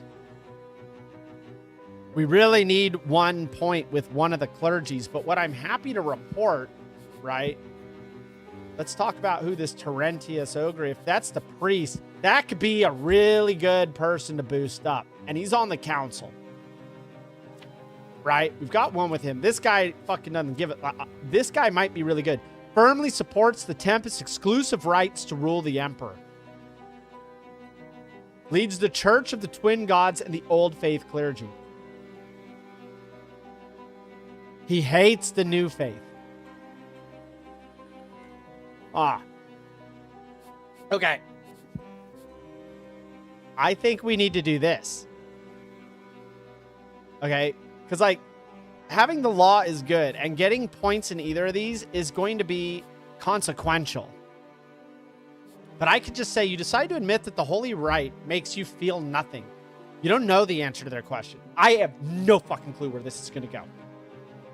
But I think this is the move.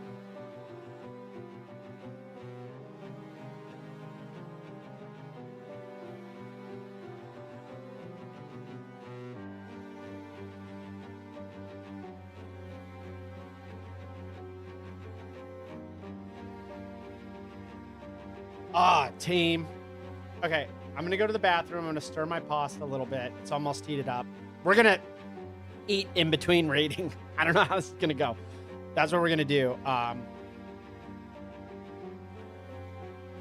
need to go to the bathroom. I need to think on this because, again, I think these are okay, but I really don't want to lose law. I would accept gaining it, but like I said, I think I'm more aligned with the new believers, but I like that I get a scholarship and Terentius Orgriff. We get a value with him, and I feel like I'm gonna fuck religion up by doing this because I'm basically screwing with people, but I'm also level setting them within my potential. And, you know, maybe it's just because I'm a prince.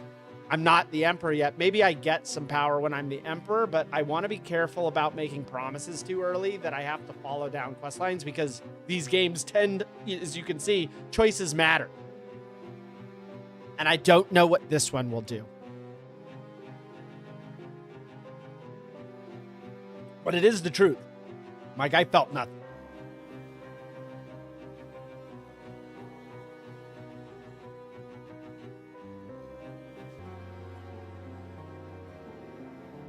All right. I'm going to tell him the truth. Fuck it. We're committed. You turn your attention inward and try to find the answer, but there's nothing.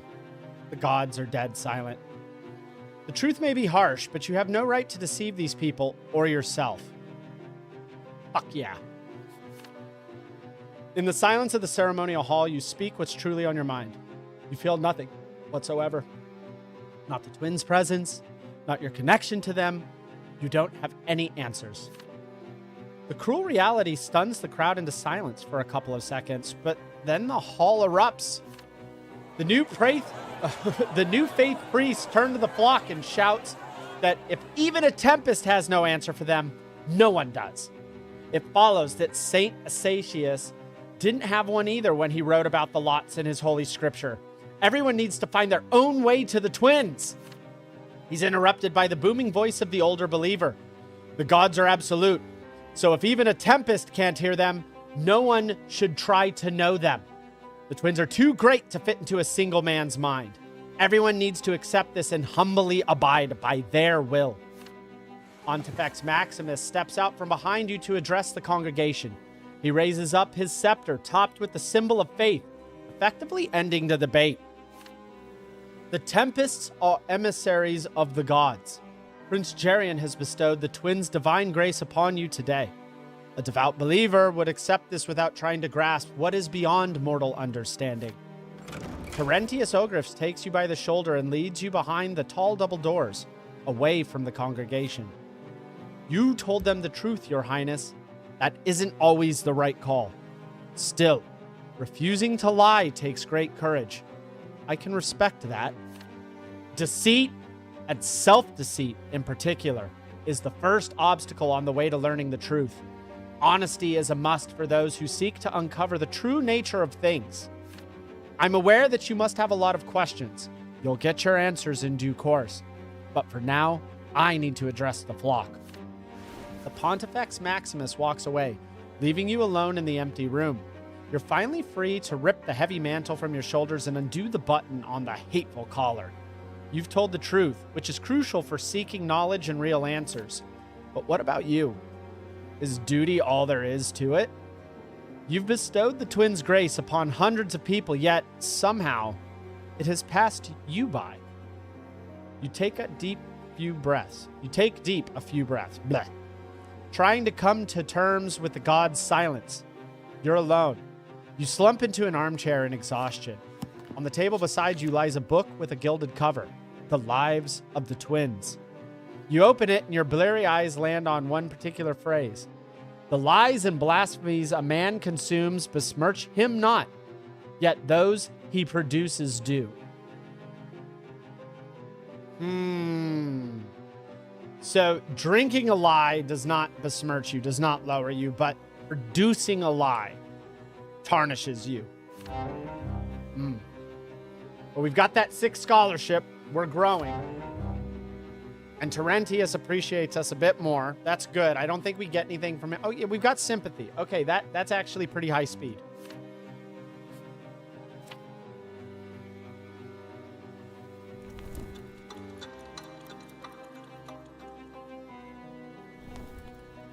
Ooh. Wow, okay.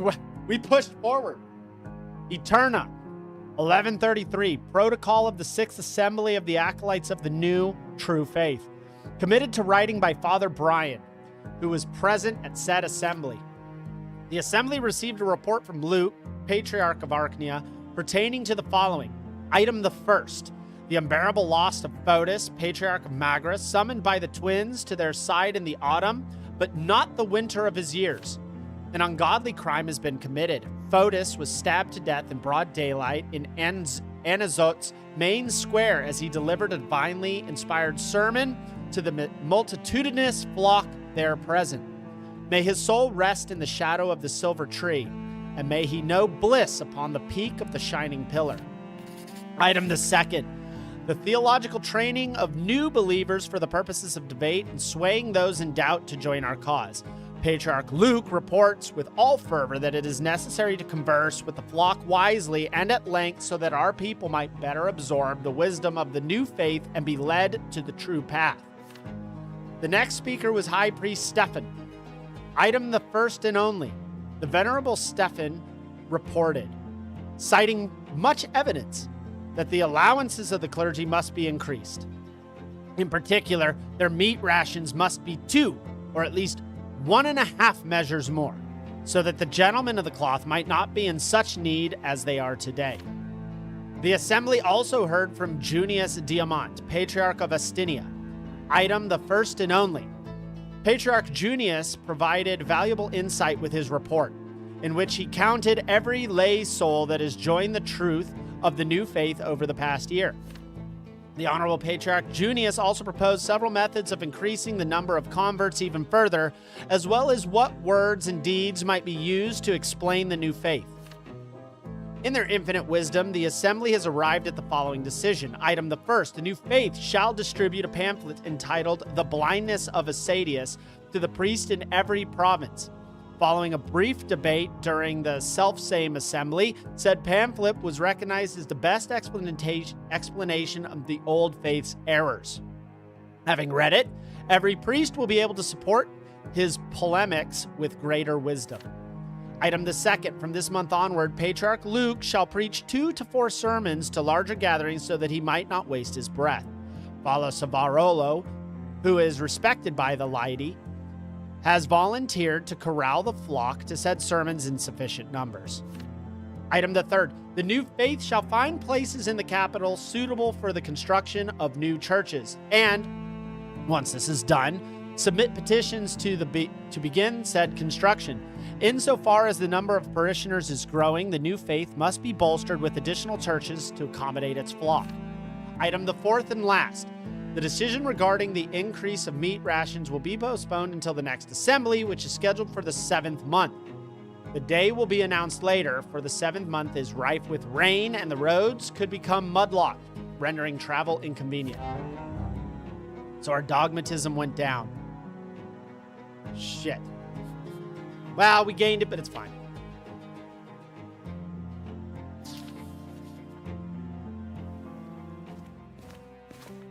Thick carpet feels slightly springy beneath your feet as you stride across the palace to find your mother. You have an important find to share with her. The court archivist has just presented you with a volume of Tempest genealogy records from the pre-imperial period that was previously thought to be lost. You expect the Empress to appreciate this more than anyone else. The door to your mother's private quarters is slightly ajar, so you walk right in, too excited to knock and wait. The view that greets you, however, makes you turn beet red.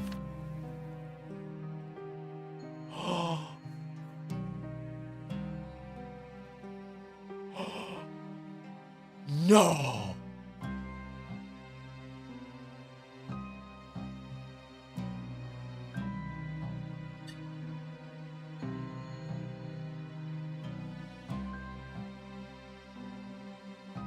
What the fuck, Cornelius? Is this really happening? Your Uncle Cornelius has his arms around Servilia's waist as he kisses her neck passionately. Your mother is running her fingers gently through his hair, whispering sweet nothings to him.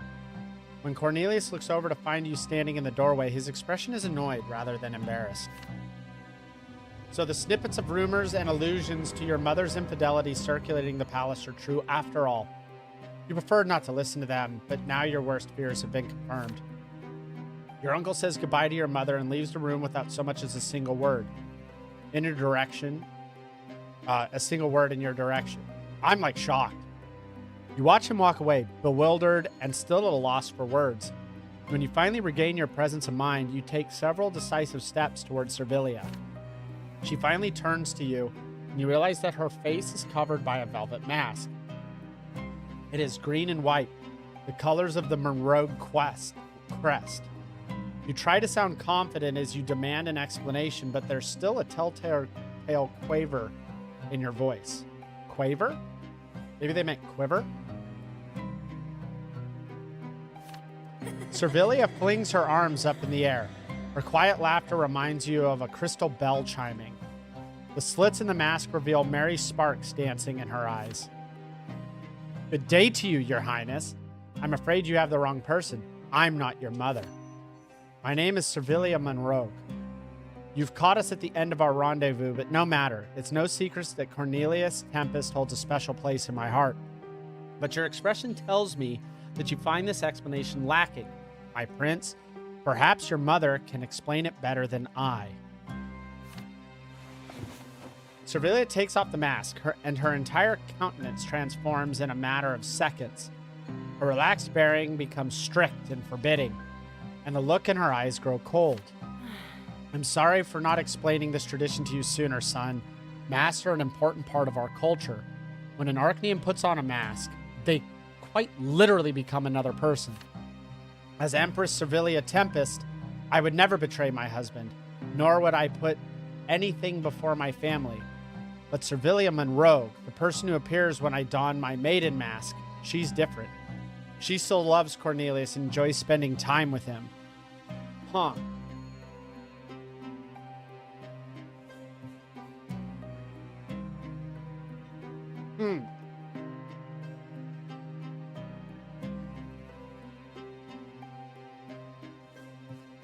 Huh. So that maybe those masks at that party that we went to for the strategist, maybe those masks were more important than I originally thought. And maybe masks will play an important role for me in the future. Huh. You frown as you try to process her words. Your mother doesn't seem the slightest bit embarrassed or guilty. Her tone is patronizing, as though she's explaining dining etiquette to an uncouth commoner.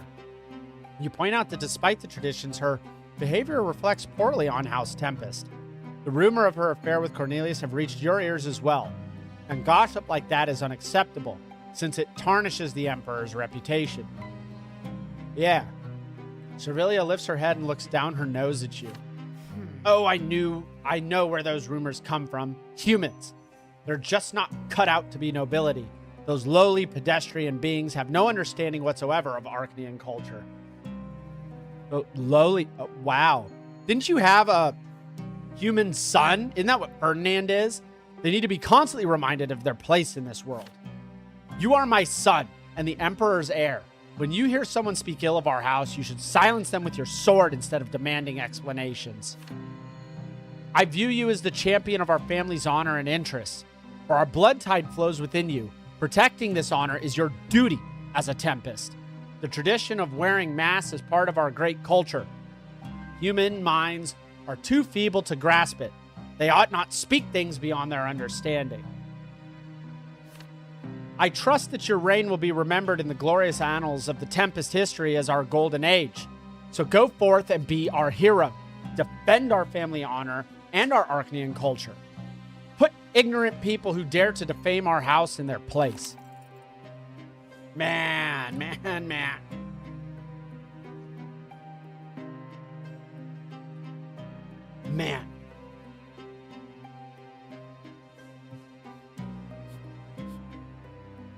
Okay, so we could shatter her hopes. I don't agree with that. Because maybe what she's saying is actually true. Now, am I an idiot for believing her? I don't know. Ooh, that's a big hit. You will personally introduce punishment for those who tarnish the honor and dignity of the Tempest. But we've already unlocked this with our diplomacy. You call upon Arknian nobility to stand up for the honor of the imperial family. I think this is the move. I do not want to shatter her hopes. I still have the order of the lesser branch. Okay. And this will turn the order of the lesser branch into something that House Tempest will be able to rely upon. That's huge. Right? We agree? That is huge.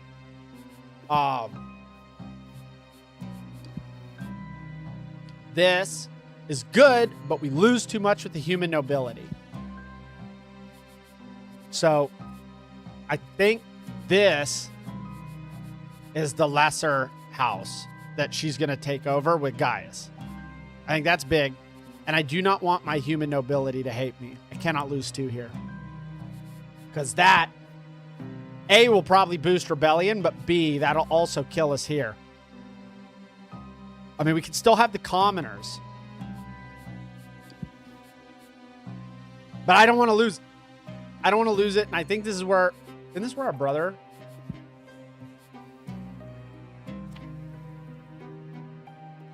Isn't he part of this? I don't know.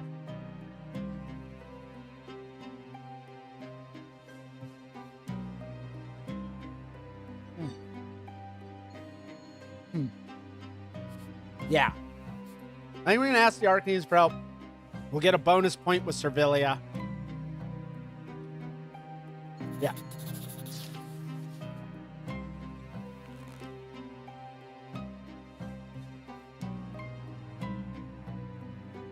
Your mother has high hopes for you, and this is just a reminder about your duty. You cannot let her down. Squaring your shoulders, you promise her that you will address the situation personally and put an end to the gossip. I don't know if that's the right answer or the wrong answer, but it felt like the answer for me. I knew I could count on you, darling. Thank you. You reach out to the leaders of Arknian nobility and ask them to defend your family's honor. You suggest that it would be only right if the incensed Arknians put a stop to the rumors that are tarnishing the Emperor's good name. Some of the nobles are willing to support you, but you will need to convince the leaders of the great houses and aristocratic orders. You write to Camille Monroe and ask her to meet. She replies by inviting you to a hunt that same day. You quickly change into something appropriate for the occasion and saddle a spirited black horse, declining the presence of your retinue. The sunlit, that's not good. Oh, hey, that's our uncle's wife. Why are we?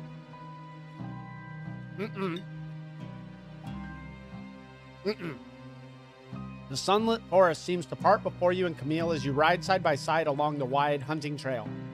Your fair companion is dressed in a tight-fitting hunting suit with knee-high boots. She looks confident on horseback, her thighs gripping the saddle tightly. You explain to Camille the reason for your meeting and ask her to help you in this delicate matter. She smiles conspiratorially and lowers her voice to a whisper. I will help silence the gossip mongers who spread such monstrous rumors about the Empress and your uncle, but only in exchange for a favor. There's one problem that gives me no peace. And if I do not resolve it, it will spoil my entire upcoming wedding to Gaius.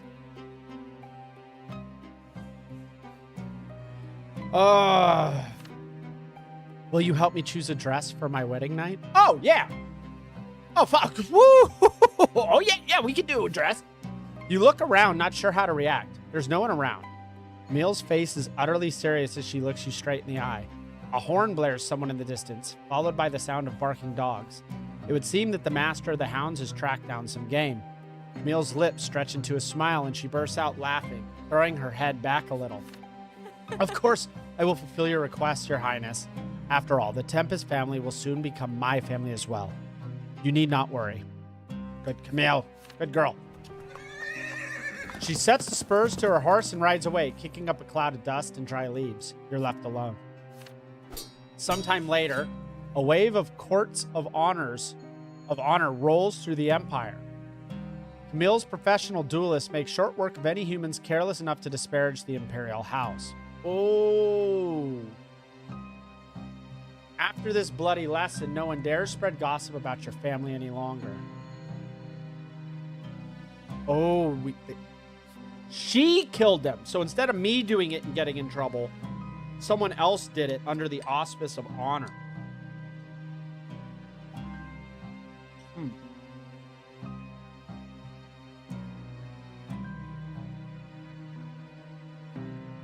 Holy shit. But Servilia's happy with us, and that's what we wanted.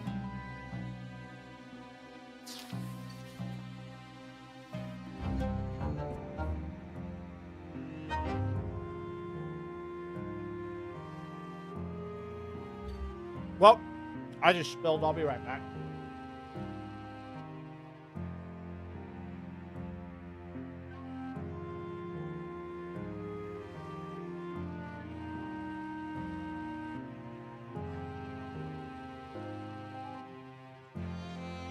$110% gonna have to change clothes for tonight.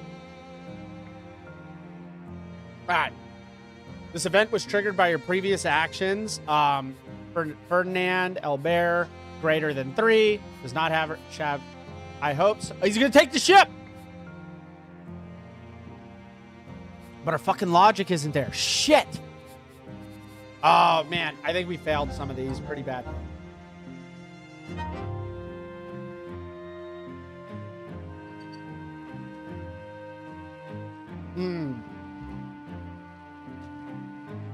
I think we're only gonna get the mom. Okay. A cold, salty wind ruffles your hair as your carriage rattles along the chipped pavement. The air is thick with the smell of fish, seaweed, and damp wood. Your carriage enters the docks.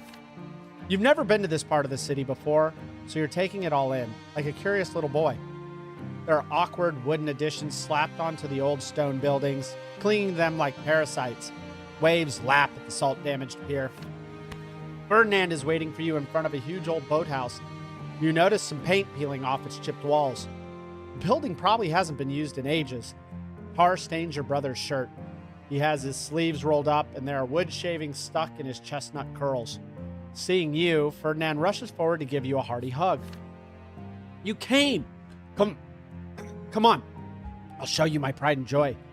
I know you're not easily surprised these days, but trust me, you've never seen anything like this before. A large stack of newly planed planks blocks your way as you enter the hangar. You look up to see a ship. How about that, huh? This beaut has sails that will let her go almost directly windward.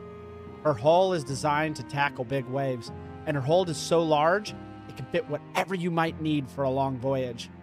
With a ship like this, we'll be able to sail the open sea instead of scuttling along the shoreline. We can go far, far away to lands unknown. And who knows what we might find there. Maybe different countries or people. Never before seen plants, animals, or birds. And this ship is just the first of her kind. I'm going to build 2 more. We'll have a whole fleet before we know it. I've already started training shipwrights, but we need to train several sailing crews too. As you examine the ship, your brother provides an endless stream of information about its design. Ferdinand is flushed with excitement, his hair stuck to his forehead. His voice rings loudly and clear across the hangar as he gesticulates wildly. You ask him how long it takes to learn open sea sailing. Surely it must be dangerous, even for a skilled sailor. Well, of course there's some danger. You're just as likely to die falling off a horse, and a joyride is much less beneficial to the future of the Empire. But you're right, an endeavor like this needs trained professionals, people from the college or the military academy, at the very least. It's high time we established marine engineering and naval departments there. You suddenly hear a familiar voice behind you. Ferdinand freezes, his arms falling to his sides. You turn around to face Uncle Gaius, hey, who's standing in the doorway. Gives the hulking ship an unimpressed stare as he idly plays with an embroidered handkerchief. So this is where you've been all this time, Ferdinand. You must have forgotten that Servilia ordered you to write a treatise on the great Tempest, compiling the deeds of our ruling ancestors into a single tome. We need it both to preserve our history and systematize various government practices. Yet here you are, doing something completely different. What I'm doing here is no less useful than treatises on government. The discoveries these sailors make could upend our entire worldview. Does that really seem unimportant to you? Well, for starters, no one would be crazy enough to sail off to God knows where. People have families and responsibilities here. They wouldn't abandon their whole lives for the sake of fruitlessly wandering the fringes of the world. Everyone knows the sea has nothing to offer us, except an ignominiously death in ice-cold waters. Boy, was he wrong. This would be a colossal waste of resources. And for what? To reach some nebulous goal you can't even describe properly? But you're neglecting work that will benefit the Empire right now. Your energy could be put to better use, Ferdinand. Ferdinand stares at Gaius Tempest defiantly, refusing to budge. There's no doubt in his mind that he's right, but that certainly gives him strength. There is a possibility that people refuse to sail the open seas, but only because new ideas are always hard to accept. In that case, we can just take the choice away from them. Seafaring conscription would be no different from the military variety. It would be just another way to serve the Empire with honor. Uncle Gaius pauses to wipe the dust from his traveling cloak, giving himself some time to think. He's clearly taken aback somewhat, but when he answers, his voice is as calm and firm as ever. As if trading your daily duties for foolish, selfish fantasies wasn't enough, you want to impose the stupidity on others as well? You're a scion of House Tempest. You should invest your time in ensuring its prosperity. Instead, you're letting down your entire family and failing to meet the Empress's expectations. I can't stand digging through musty old books when I could be doing something tangibly useful. Who needs a treatise on the adventures of some dead men when they can explore undiscovered lands overseas? Enough. I had hoped your projects would at least serve the Empire, but now I see you only think of yourself. Do not count on my support any longer, nor on that of anyone else in our family. And I advise you to remember your lot. The work you are engaged in is unworthy of a nobleman. As he says lot, Gaius reaches out and bursts fresh sawdust from Ferdinand's shoulder. Oh, brushes. Got it. Your brother flinches, turning to you with desperate hope in his eyes. Oh, shit!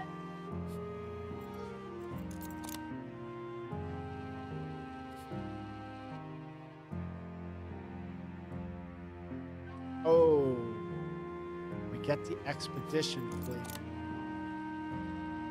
So we didn't get it because we didn't hit the logic, but we can still activate it. Promise to help your brother venture out in the open sea. Oh, fuck. Ah, fuck.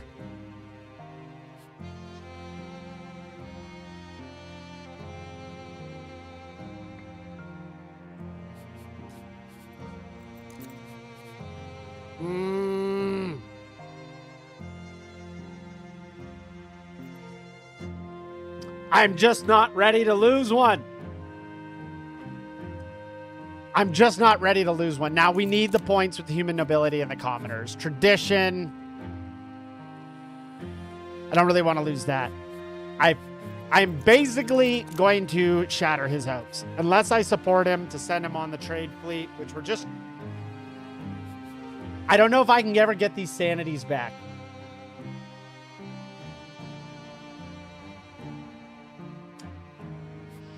Shit. Shit.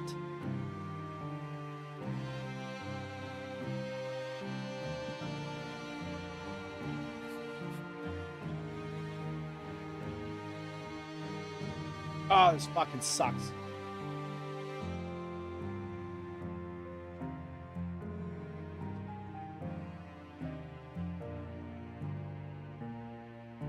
All right.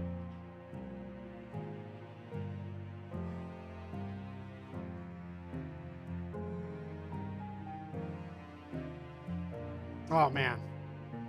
This is a little fucked, if I can be honest. Oh.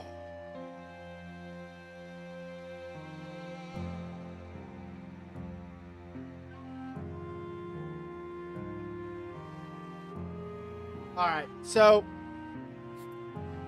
here's the deal. I need to lose some blood. is the deal. We keep getting fucked because we got to that high level of blood and we never lost it. And I regret not doing certain things maybe that got us there.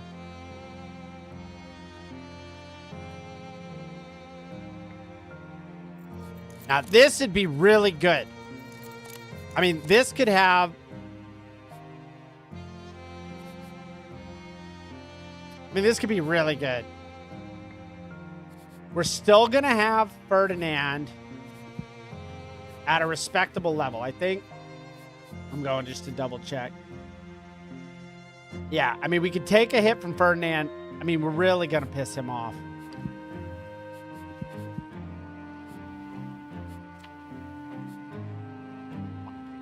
And we're going to lose it with him, too.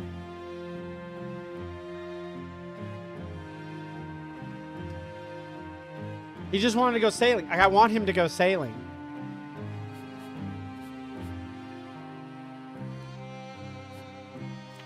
But Gaius has been good to us, and I think he's strong. He really did. He has never once tried to let us astray. Ferdinand was young, and he did kind of fuck with us a little bit. Not fuck with us, but he tried to distract us from doing the right thing, and that may have hurt us at some point. But I gotta say, right, I get where Gaius is coming from. Right? Gaius just didn't want us, you know, or doesn't want Ferdinand to think only of himself selfishly. There is true value in his words there. And as much as I want the expedition fleet, because who knows what we find, I think Gaius is right. Who knows what we find? Now, we know that most of the world was discovered by people going on adventures like this. Ferdinand could be one of them. It could have great value. It could bring great problems. That said, I do understand the need to do what is owed to you and not just brush off your duty. And he is a member of the royal family, one that I brought him into. I'm the one that pulled him closer into that photo and decided he should be there. And he became part of it. And yet here he is focusing on himself instead of the group, right? On that family. Just like our father did. How important that was, right? Now, creating a trade fleet would be badass. I wish I had just one less blood. I wish we had lost that fucking blood. I think I need it. Do I even need it for this? Yeah, so we need the 8 for this, so I couldn't lose it. It would have fucked up our hopes. Shit. So, I mean, we're here. I really want the lesser one to tie together. I think that'll be important, but I think we need to just agree with Gaius. We'll take the 5 Legacy of Tempest. We'll lose the will. I mean, we're sucking on will anyways. We're going to be at 1. We basically have no personal freedom at this point, and that's terrible. Our blood is going to be through the roof. That just means we have room to sacrifice it. We max out Servilia and Guileless. We stay here. This really does nothing for me. This is beneficial. And we don't lose his sanity, which is like, really, I may have chosen anything else other than shattering his hopes if it didn't cost me a sanity, but it's not with my personality. I don't want to be locked into who I am.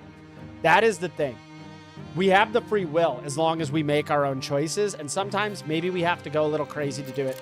I do not think these trade ships are worth it, and we've still got 5 points we can take here, which will let us be a little more loosey-goosey with them in the future. We're committing. Shit. Over the horizon. Averting your eyes, you tell Ferdinand that he ought to focus on his obligations to your family. Tradition and order are the foundation of the Empire and House Tempest, to which he is a part of. Everyone must play their part. You can't abandon the common cause for the sake of your personal aspirations. You can do your duty. Ferdinand can too. As you speak, the approving murmurs in your ears grow progressively louder. The blood tide sweeps you up, giving you momentum. You feel your will and desires becoming one with those of the tide. I'm losing myself. You remind Ferdinand that he owes everything he has to the Tempest. He has no right to ignore your mother's request. Such blatant disrespect is an insult to the Empress. Ferdinand must finish the treatise on the Great Tempest, then devote his times to matters the Empire and the family deem important. I think I'm going a little hard here, but your brother's eyes lose their spark. He turns away, refusing to accept your words. Drawing a long, angry breath, Ferdinand swings his axe at the ship's keel. The blade gets stuck in the wood. Your brother's eyes are full of contempt as he pulls a velvet jacket right on top of the dirty shirt he's been working in, then turns around and leaves. Gaia silently watches him go with a disappointed look, then turns to you. I sometimes forget how careless those who can't access the wisdom of the blood can be. Thank you for teaching him that lesson, Jerian. It's long past time your brother grew up. I felt wrong. Felt very wrong. But I couldn't. I do not want to. We got to keep the sanity. I know they're going to fuck me later. And they fucked me in Brante. And I know they're going to get me here. Oh, that's off. Oh, shit. Yeah. Maybe we can get it back, but we did shatter his hopes. Like, it's done. It's over. Just got to live with it.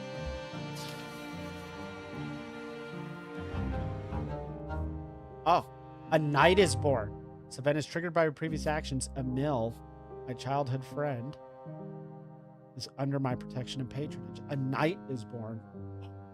Am I going to get a fucking knight? Ooh, girl. Let's fucking go. Every morning, a huge antique mirror shows you your face, and it looks particularly gloomy today. You've only just woken up and are waiting for your morning ablutions. You take the time to examine your reflection. Your youthful features make you look like such a milksop, especially first thing in the morning and without your usual ceremonial trappings. You shudder, feeling chilly in your pajamas. The young man in the mirror seems so delicate and fragile. Will he have the strength to bear the burden laid upon him by his subjects and his family? A knock at the door snaps you out of your reverie. Hector reacts with a short bark, as usual. Your manservant is always punctual when he comes in the morning to bring you your clothes for the day and some water to wash your face. You turn around to find Emil in the doorway, waiting for your permission to enter. Wait. It's not. It's Emil. He became your personal servant, when you decided to let him stay in the palace. That's sad. You look gloomy today, Your Highness. Is something the matter? The care your old friend shows you warms your heart. You answer that everything is fine. You're ready to get dressed. Emil helps you wash your face and brush your hair and get ready for the day. The boy from the mirror gradually disappears, hidden by layers upon layers of the crown prince's formal garb.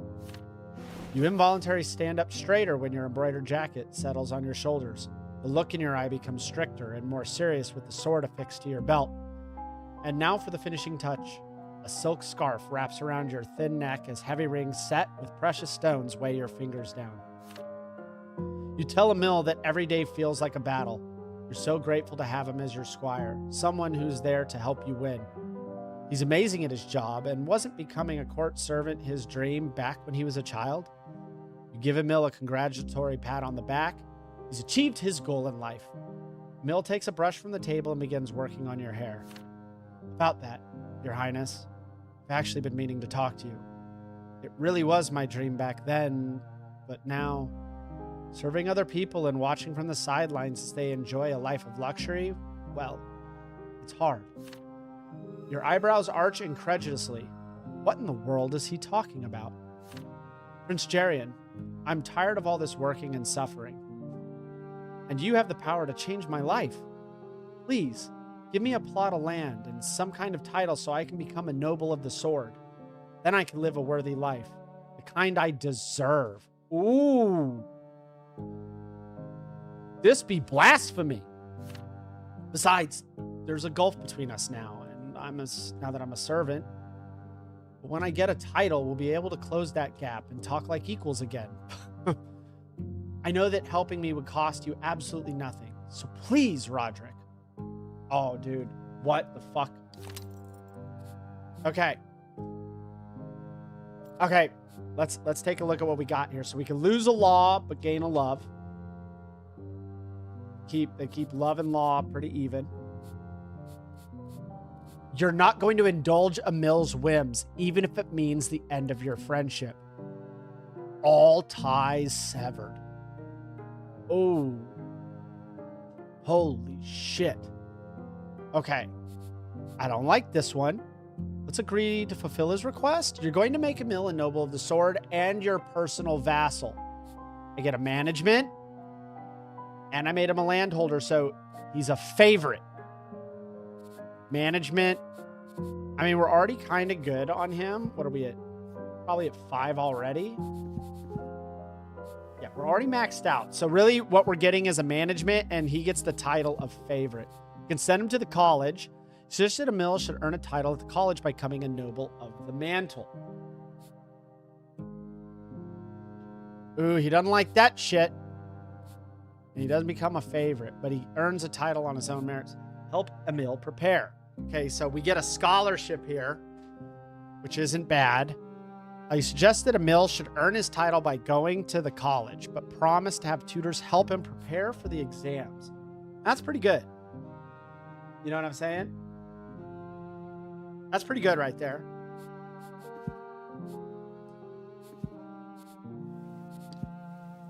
Now, we really are hurting on management, so we could use a point there. I'm trying to figure out here. Okay, here they are. So we're never going to make it. We got distinct. So scholarship, we really need to grow, or we need to get the old face clergy up 1. We also need diplomacy. We're not going to see that shit. Yeah. Yeah. And we've already got blood resolved. So really it's dealer's choice right now.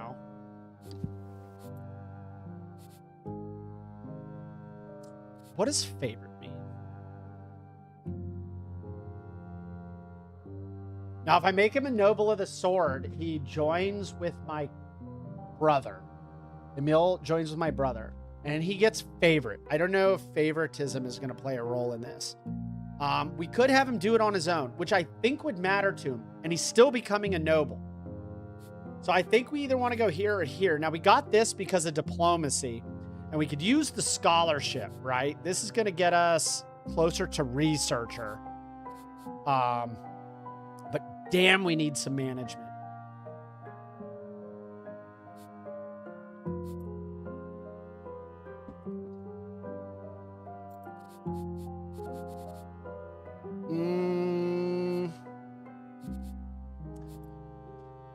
So we get no points with him, but we have none to gain, right? So this is exactly what I'm saying. I don't know what favorite does. Clicking it doesn't seem to do shit. But I don't know what that means. We get the management. So really what we're getting here is management. This doesn't count. We're already at 5. Can't go to 6. Here, we don't get that. He still gets noble of the mantle, earns it himself, and he gets a scholarship. Now, do I feel he deserves me just forking it over?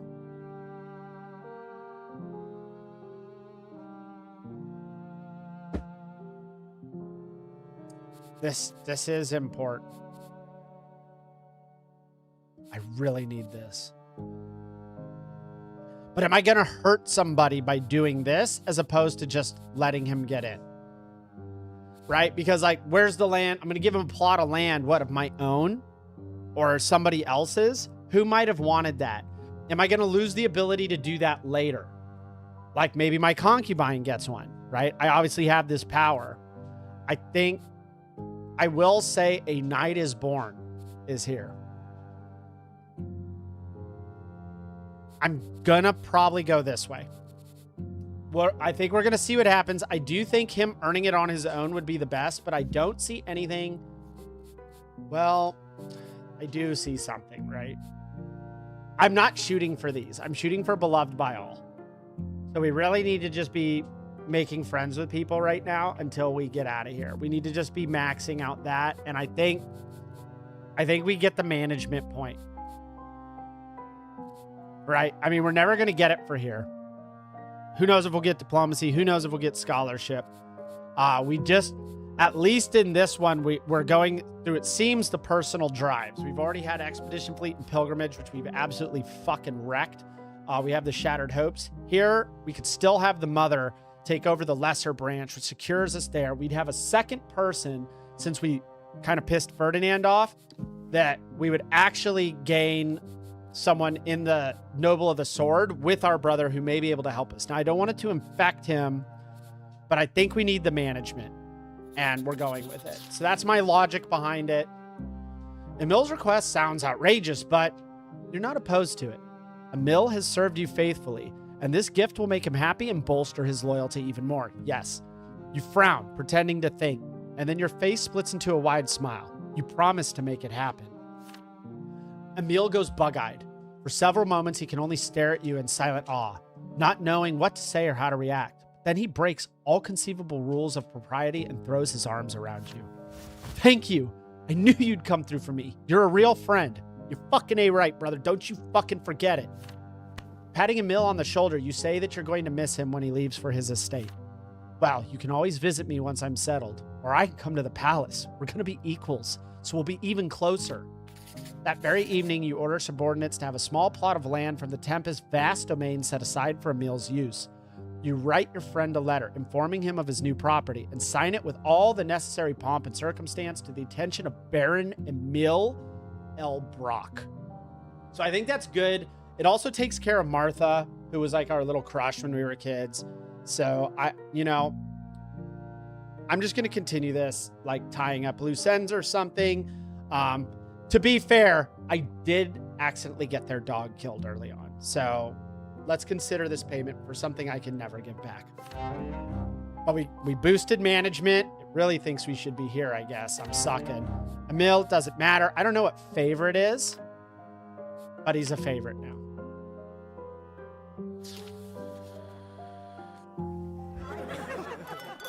Betrothed. Oh, what is happening now?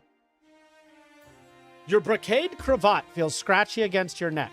Your fingers keep twitching from the urge to loosen the knot at least a little bit, but you stop yourself. Today calls for full ceremonial dress. The palace is holding a reception to introduce you to your fiancée, the future empress. Oh shit. The hall is lavishly decorated, and the food on the buffet smells exquisite. Polished wine glasses sparkle on top of a crisp, snow-white tablecloth. Banners bearing the Tempest coat of arms hang from the ceiling like dragon tongues. Several days ago, Servilia summoned you to her chambers for an important conversation. Her eyes were filled with motherly love as she offered you a demitasse of strong coffee before broaching the subject of your future nuptials.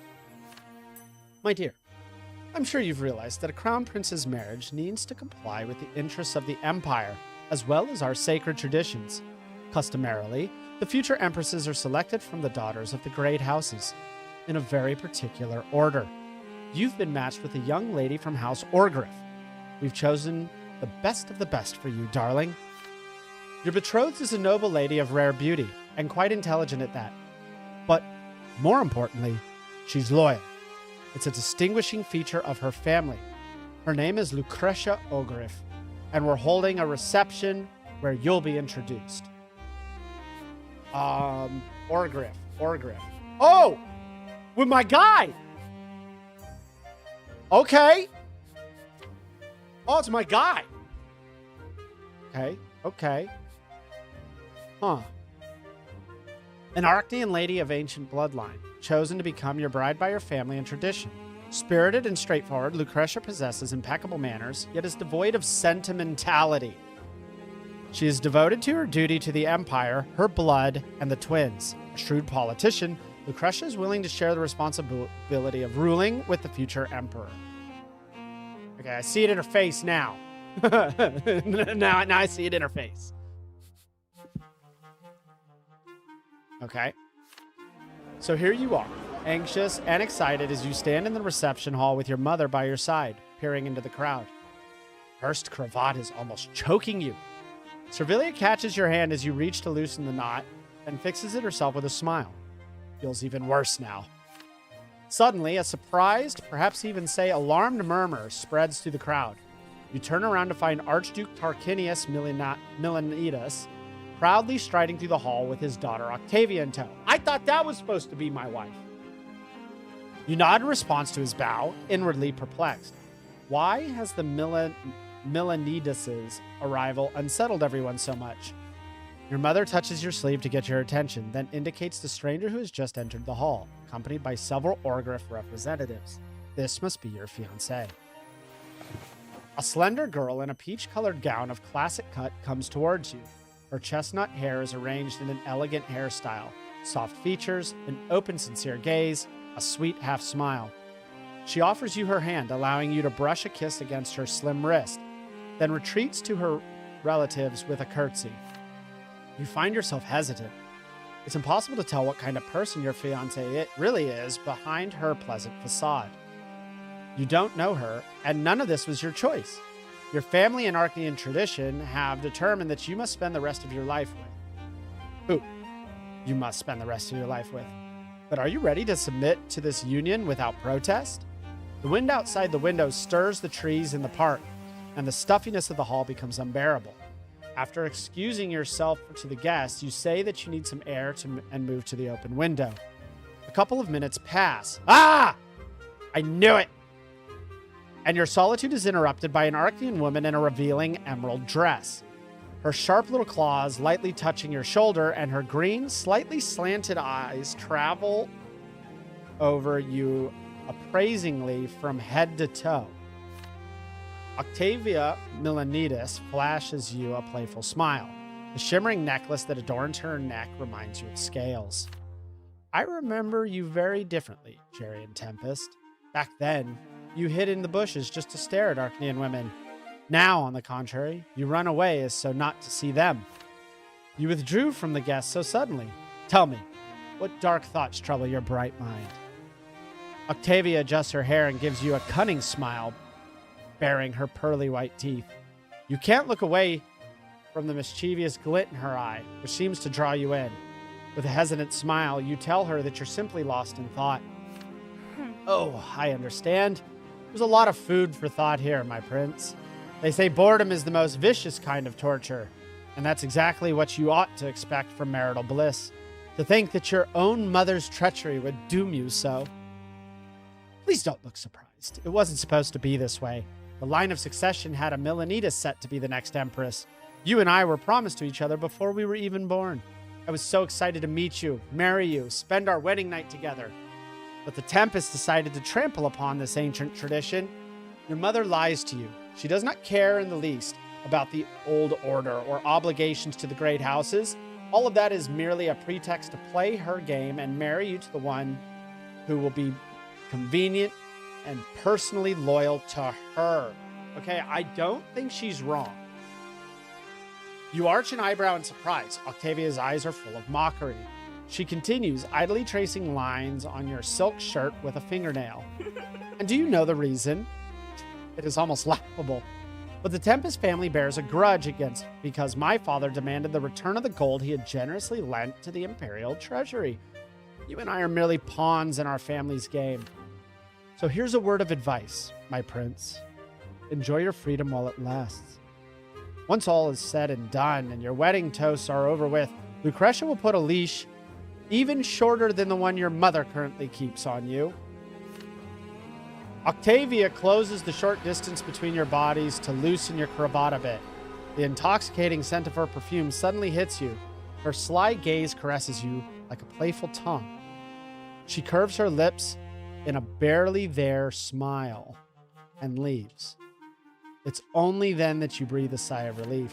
Returning to your guests, you find Lucretia with your eyes, surrounded by several other young Arknian ladies. Noticing your glance, she leaves her friends and approaches you with a smile. Oh boy. You really shouldn't make eyes at me like that, Prince Jerian. As it happens, this is my first time seeing you as well. You and I are in the same boat. You tell her in a reserved tone that you're pleased to make her acquaintance. The stale air of the room has left your mouth dry. It's quite stuffy in here, isn't it, Your Highness? At this rate, I fear this hall might turn into a sauna, and someone will have to fetch smelling salts for us. Why couldn't they have just let us meet in the park? Preferably alone. Your fiancé brushes a stray strand of hair away from her forehead and secures it with a pin. You offer her your arm and lead her to the center of the room, as tradition dictates. Servilia addresses the guests with a welcoming speech, but you can barely focus on her words.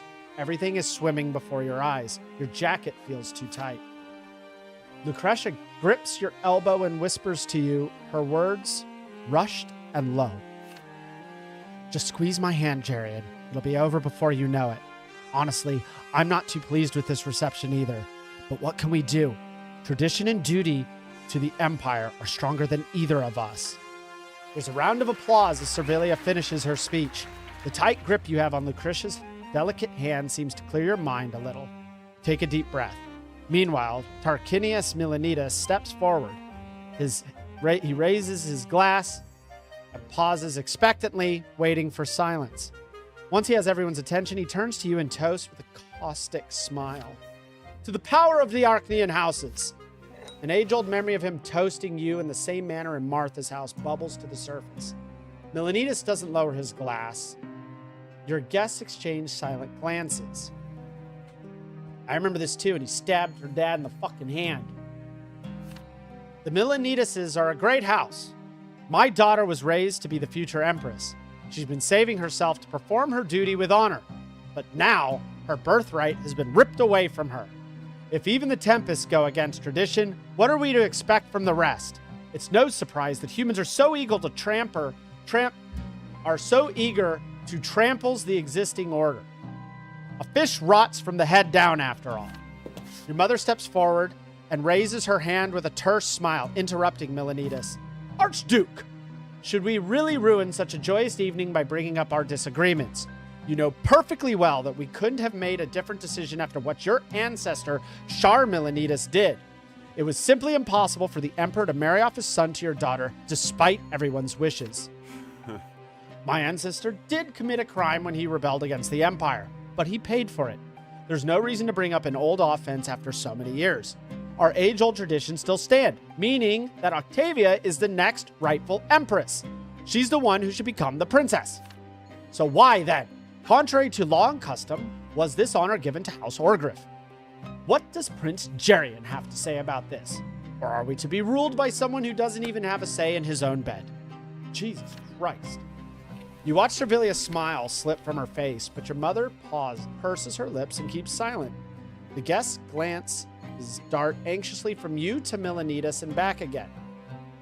You hesitate, unsure of how to answer. You need to protect your house's honor and your own reputation. You glance at your mother, but she averts her eyes. Dozens of gazes are trained on you as your guests wait for an answer that doesn't seem to come. Lucretia steps forward, squaring her shoulders. She addresses the Archduke directly. House Milanius committed a crime against our blood when they tried to usurp the Tempest power. They also committed a crime against the divine law when they turned on the gods. Neither the twins nor the great ancestors of House Tempest would allow anyone from that treacherous bloodline to enter the Tempest blood tide. This public scandal is only making you lose face, Archduke Milanitas. Why would you remind everyone of your family's disgrace? Be grateful that Gladius Tempest was merciful to let you live and keep the deserts of Magra as your own. The deserts of Magra as your own. I read that wrong. She just absolutely slapped his ass, though. Like that, he's missing teeth after that punch. So, Lucretia's got some fucking stones. The crowd breaks out in outrageous murmurs. Who does this insolent girl think she is? How dare she talk to the head of a great house like this? Lucretia isn't even a princess yet. Milanitas' face darkens with outrage as his glass clatters down to the floor. I added a word, fuck it. He takes a deep, incensed breath, preparing to unleash his fury onto Lucretia. Your fiancée appears calm and steady as she waits for the storm to hit. Only for a moment, your gazes meet. Her eyes tell you that she's ready to accept any consequences. She will not back down.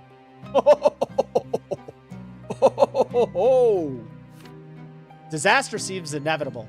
Lucretia has leapt to your defense, and if you don't interfere, she'll have to face the rage of the slighted Arknian nobility. Or perhaps this is your chance to break off your engagement to the one your mother imposed upon you through intrigue. Okay. So I can do this. And Lucretia becomes a former fiancé. And we gain a diplomacy, but Servilia is pissed.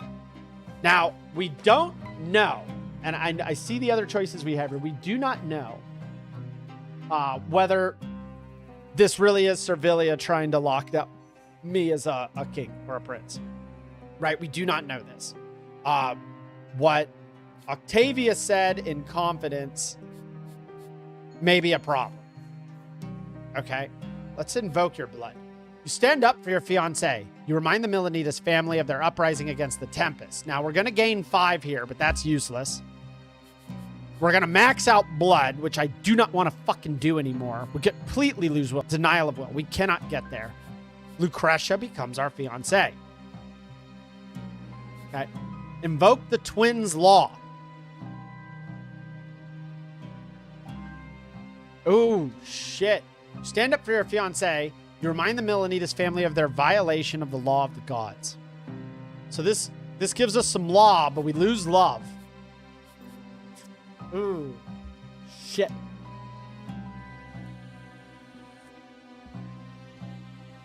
I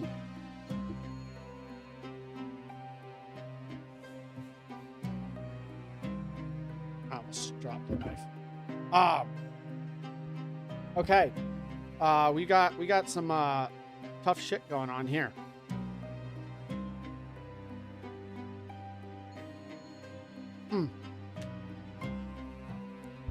So here's the thing. So we basically got, I think we need to go here. I think we could lose a love and even out love. So right now, this is my top choice, but I mean, we're already maxed out. I mean, maybe it goes to 35. I don't fucking know. Here, though, we get a diplomacy. We piss off Servilia. It's not the end of the world, but we lose our fiancé. Now, she's loyal. Is she good? I don't know.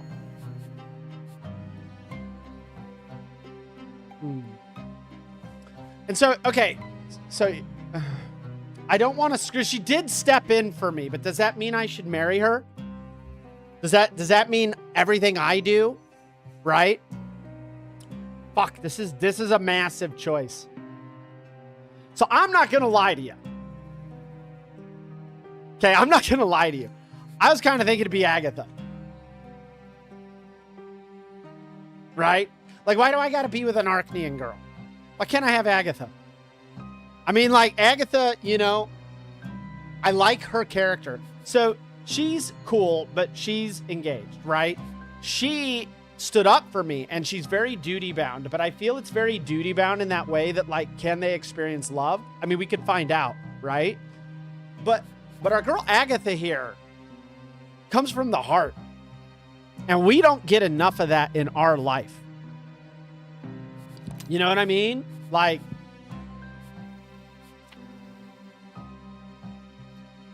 I think that's big. Yeah, look this, she is great. She's a human, but she's great, right? And I mean, they're all beautiful. You know what I mean? But, oh, I'm going to piss off the dad, I think. But this might really be important.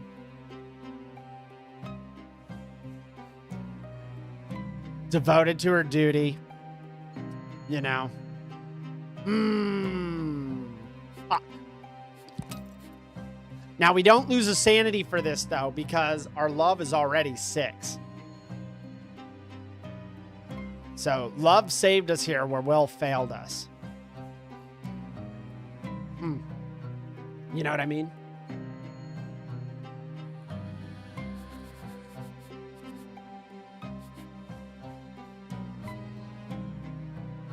Okay, so I guess I'm going to bring up... I guess I'm going to bring up one more point. Okay? Because, like, we lose a lot here. I mean, I think this is the best one if we were going to do it at all with the twins' law. Because that sort of roots it in, like, the divine, which nobody can argue with me. I do not want blood 10. I'm very honestly nervous that when will hits 0, there's going to be a repercussion for that. I do not want to do it. I don't know. I don't like it. Right? And like, what I don't understand is why here there's this thing. The fuck does this mean? And what the fuck is not here? So...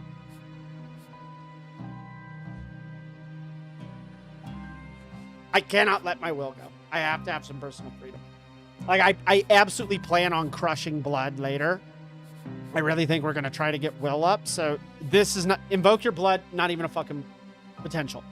Invoke the twins' law sounds good. And she did stand up for me. We're going to stand up for C. Leap to your fence. And if you don't interfere, she'll have to face the rage of the slighted Arknian nobility. But perhaps this is... I think this is my chance. Because, like, in my heart... I feel like it must be Agatha. I don't even know if that's going to be possible, but I feel like it has to be Agatha. But we are really fucking tradition here. Now, Mom's going to be pissed, but I think we're already maxed out with her. We can absolutely eat. We can absolutely eat one here. Still get Order of the Lesser Branch. Yeah, we're at 5. We just need to be 3 or greater. I think we can eat this shit. I do not want my blood to go up at all. I could use law. We could drop love a little bit. I think we're going to break it off. I feel terrible about this. And her dad was super cool and stood up for me. Like, I actually think this might be like a super good fucking family.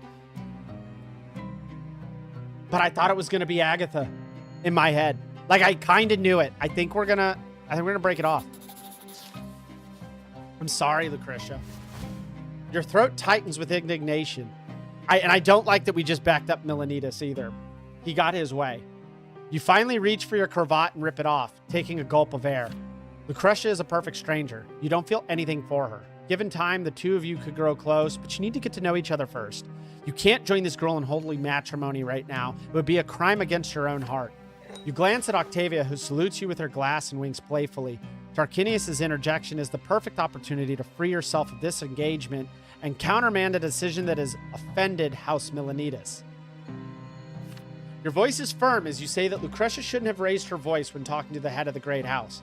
Canceling your engagement to Octavia Melanitas was a breach of the ancient covenant and has cast a shadow on the Emperor's house. Fuck, that doesn't mean I want her! You announced that you agree with Archduke Melanitas. Considering the fact that your family has broken with tradition, it would be improper to make any hasty decision. Your engagement to Lucretia Orgriff was premature, and you are therefore annulling it. You'll take some time to carefully consider your options, but for now, you have no fiancé. Okay, yes, good. Tarquinius' expression clears. He gives you a satisfied nod and gets himself a new glass of wine. A hush has fallen over the room, but whispers can still be heard. The guests shuffle their feet, leaving scuffs on the polished wooden floors, not daring to look you in the eye. No one seems to know what to do with themselves now that this engagement party has become a scene of a scandal. I don't think it's a fucking scandal. I do get that she is butthurt at me, though. Servilia gives you the cold shoulder, punctuated by a single piercing glance. Lucretia looks off to the side, lost in thought. You've humiliated her by severing your engagement in public, but she's not about to argue with you. I absolutely feel terrible about that. But I feel like I've done so much for everybody else. And, you know, like, I didn't get to choose. I'm the fucking prince. I know that that means I shouldn't have a say here and that, like, that stuff happened, but I don't give a fuck. This is my kingdom now. You look from your ex-fiancée to Octavia Melanitas. She drains her wine in victory, then turns away, completely losing interest in you. I don't give a shit. She didn't actually do it. Agatha did it. She can think whatever the fuck she wants. It seems that you were nothing but a pawn in some larger game, but that doesn't mean you've lost. I agree. Yeah, and we got the diplomacy. We needed that. I'm sorry. Yeah, we didn't get anything here. Sorry, Lucretia. You denied the stranger forced upon you by your family. The engagement was called off. I'm sorry. I hate it. I fucking hate it. I don't know what to... Prayer. Dust motes slowly swirl in the rays of light cutting through the dense gloom of the chapel. The silence feels soft, reverent. You look up at the enormous marble twins, your knees on the stone floor, but even here, you cannot feel their presence. Why? Years ago, when you first found yourself in one of the twins' temples, a wave of their blessed light swept you off your feet. You felt their divine touch with your whole being. Why did this never happen again after you became an Arknian and the heir to the imperial throne? Does it mean that you've grown more distant from the gods instead of the other way around? Your lips move soundlessly as you beg the twins to bestow their love upon you. You strain all your senses to catch the barest glimpse of their presence. But no matter how hard you try, nothing changes. The air in the room remains cool and still, indifferent to your struggles. Suddenly, you feel something move behind your back. You turn around to find your father standing there, his pursed lips clearly visible in the chapel's dramatic lighting. His footsteps are heavy as he walks down the stone steps, ducking his head a little to avoid hitting the entrance arch. I'm glad to see that you visit this chapel too, my boy. Something the matter? You look troubled. You explain that you haven't felt the gods' blessing in years, and you're now praying to them so that they might grant you their love. You ask your father if he can feel them. He looks away, shaking his head slowly.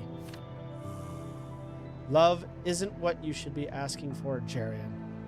The Tempests are the twins' primates, the conduits of their law and love. We serve the elder and the younger by spreading their gifts to all our loyal subjects. We are but tools in the hands of the gods. Such was the pact.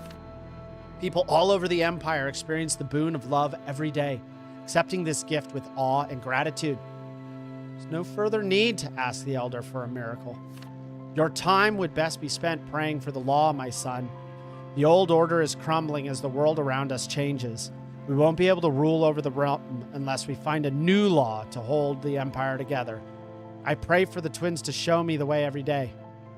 Why don't you join me? Your father's face contorts in a grimace of pain as he sinks to his knees, closes his eyes, joining his hands in prayer, then suddenly drops them with a sigh. Your father's posture reminds you of a century-old tree bent by a hurricane. A shadow cuts a sharp line across his slouched back. He turns to you with a weak smile, taking your hand gently. You must think me utterly spineless. Just look at me prattling on about the law and order when I can't even... Servilia still sees me as a fiery sword. That's what she used to call me. Flaming blade that always strikes true. But I can feel how much I've changed. Uther Tempest II, anointed emperor and primate of the twins. Oh, Jerian, only you knew how tired I am.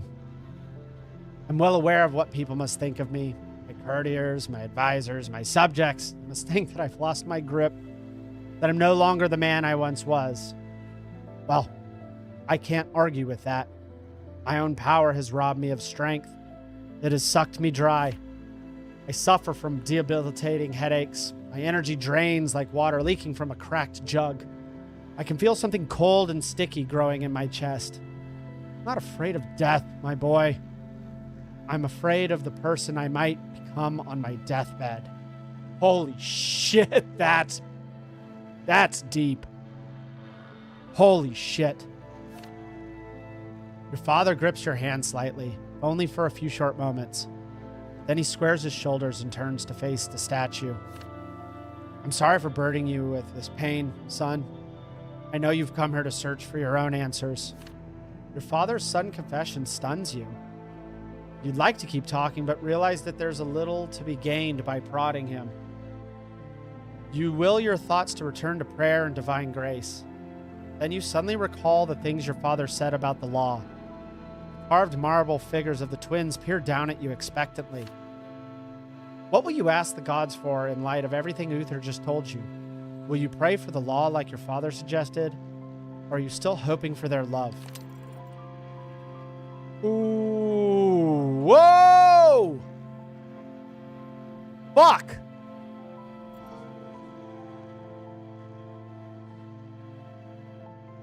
Blood is fucking me! It's fucking me! Every one of these choices that is blood less than or equal to 7 is a choice I wanted to choose. But I tried to appease my fucking mother. God damn it! God fucking damn it.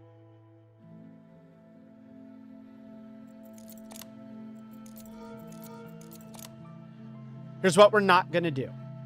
Okay? I had my fucking...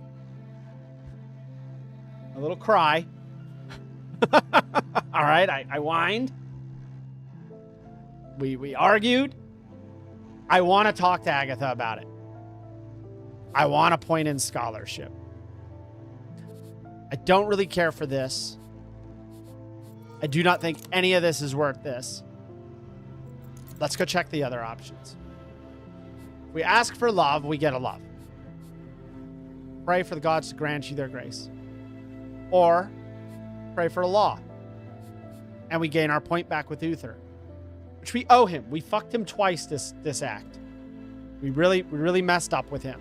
Pray for the gods to strengthen their law, just like your father asked. Or we stop praying. You will not seek the support of the gods and will find the answers you need yourself. I do feel like we need law. I feel like love at 6 has been benefiting us, though. Right? Like, hasn't it?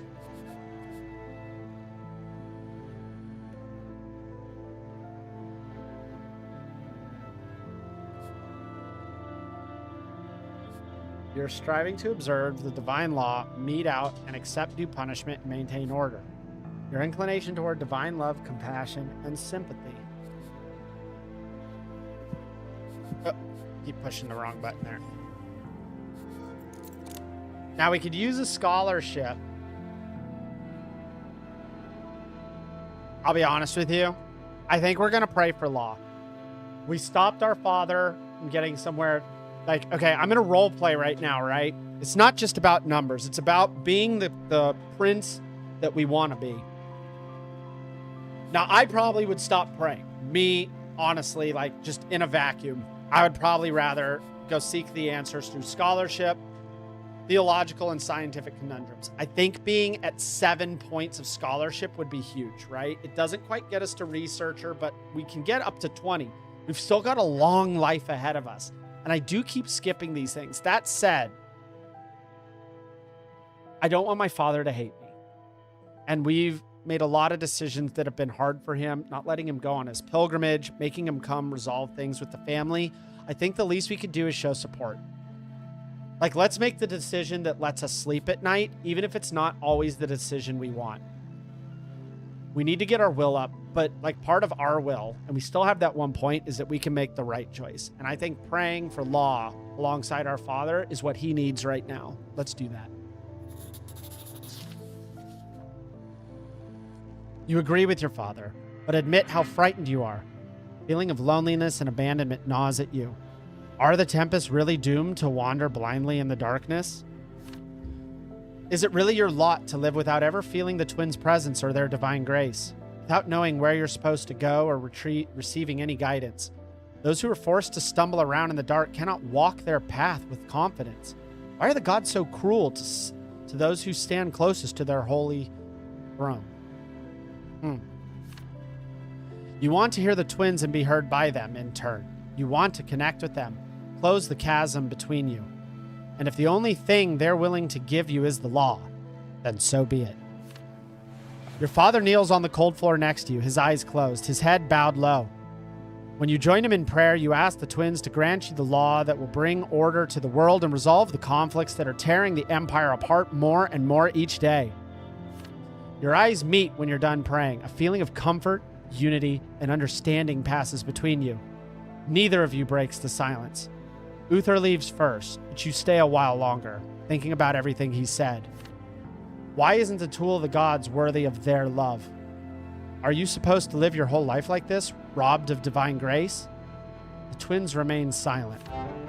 The music in this game is actually like moving. Like I feel it as like I'm reading these scenes.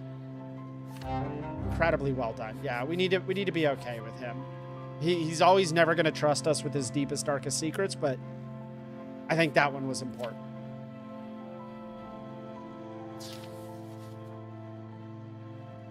The Holy Pact. Here we are. Oh, shit! Fuck! Okay. Voices are clashing like swords in the sitting room after morning tea. You watch the argument unfold with rapt attention. Arknians have never conformed solely to the official laws. We live our lives in accordance with inner laws, checking ourselves against the high moral standards of our ancestors set for us. Honor is what binds the Arknian people. The concept of honor is different for everyone. We need a law that will be the same for everyone in the Empire. Something absolute and unambiguous. A law that will represent the sum total of people's will. I cannot tell you how much I appreciate Cornelius Tempest. Cannot tell you. More like the sum total of people's sacrifices. You can't help but wonder yet again why the law seems to be the only thing people care about. Your father prays to the twins for it. Cornelius and Gaius discuss it as though it were the most important thing in the world. Why is it that your culture is so dependent on this gift of the gods? But no one ever mentions the second cornerstone of your faith, love. Could it be that mortals' relationships with the gods is based solely on the law, and there is no real love between them? This question haunts you. It seems incomparably more important than what your uncles are currently locking horns over. Take a deep breath, preparing to butt into their squabble. But before you can say anything, a giant icy wave comes crashing over you. Oh, shit. Your breath catches in your throat as the world splinters into hundreds of shards. The mosaic crumbles away, its pieces reshuffling like a kaleidoscope until the image becomes utterly unrecognizable. When reality finally reasserts itself, you are puzzled by the foreign sensations in your body. It doesn't feel like your own anymore. You raise your hand to examine their gnarled joints, painfully swollen veins, and black spots on your dark blue skin. Sparse gray strands cling to your shoulders like cobwebs. You feel unsteady on your feet, and your sagging back aches with age. Oh my God, I'm like ancient. You shuffle down a wide staircase, your steps heavy and slow. The damp air of the crypt feels cool on your skin. The masks of your ancestors stare impassively from their places on the walls. You've come here to meet the twins, the elder, who taught you and brought you into the fold, and his brother, the younger. You thought that you're about to bask in the elder's love makes you giddy. The thought that. Being close to your teacher always fuses your heart with awe and inspiration. His love fills the void within you, making you feel one with the divine. It moves you to tears. Your goal is clear in your mind. You're here to make the Holy Pact. Is that not this one? Holy shit. The Holy Pact. Ooh. Get a little anxious. Holy shit. You can make out a familiar figure in the dense gloom of the crypt. It seems the twins haven't come together. You step forward to embrace your teacher, but suddenly realize his brother is waiting for you. The younger stands before you with a sword in his hand. His fair hair frames an indifferent face, his calm silver eyes seeming to peer straight into your soul. Holy shit! Greetings, Emperor Eric. We've been waiting for you. You give the god a deep bow before cautiously inquiring why your mentor, the elder, isn't present. I killed him. Law killed love. The younger's words feel like a punch in the gut. Pain, incomprehension, and searing grief wash over you like a tide. You lean against the wall, unable to maintain your composure. Your heart beats in your chest like a cornered beast. You keep your eyes trained on the floor as you ask the younger what will happen to your pact now, the pact that the twins were planning to make with you.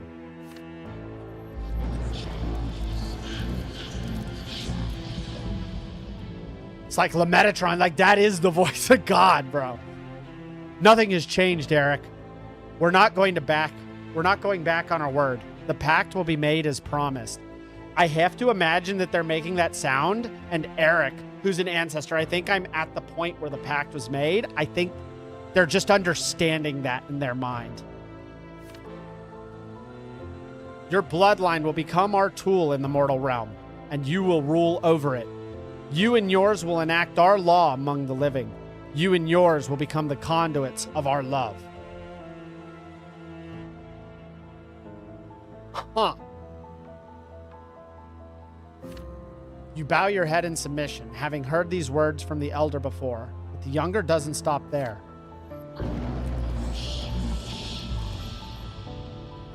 The law will always stand above love. We have spoken. This is crazy. You've never heard your mentor say this before. It goes against everything he is, or was. But he's not here anymore. You kneel before the younger, still not daring to look up. The stone floor digs into your aching knees.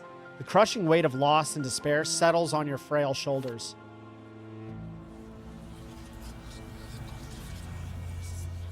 The world around you melts back into darkness. You detach from your ancestor as if stepping out of his body.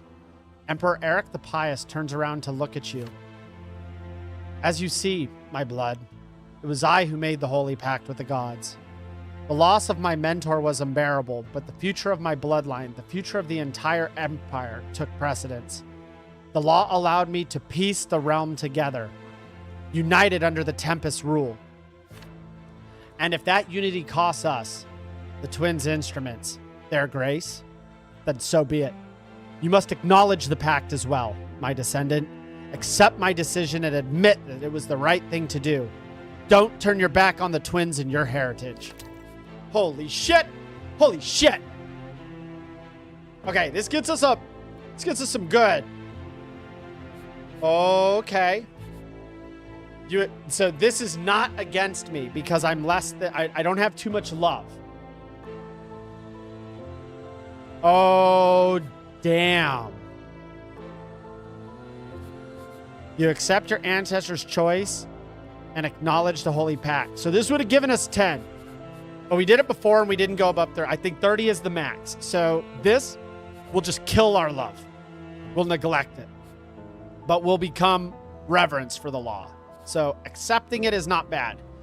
Now, we accepted the last one. I feel like we've been losing ourselves. So we really need to consider this one a lot.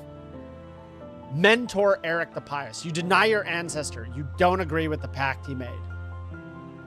So we gain a love, but we lose a law. And we gain a scholarship. We lose 5 of our Tempest, which we have room to spare. Or we reject Eric the Pious. You refuse to accept your ancestor's choice and try to explain the magnitude of his betrayal.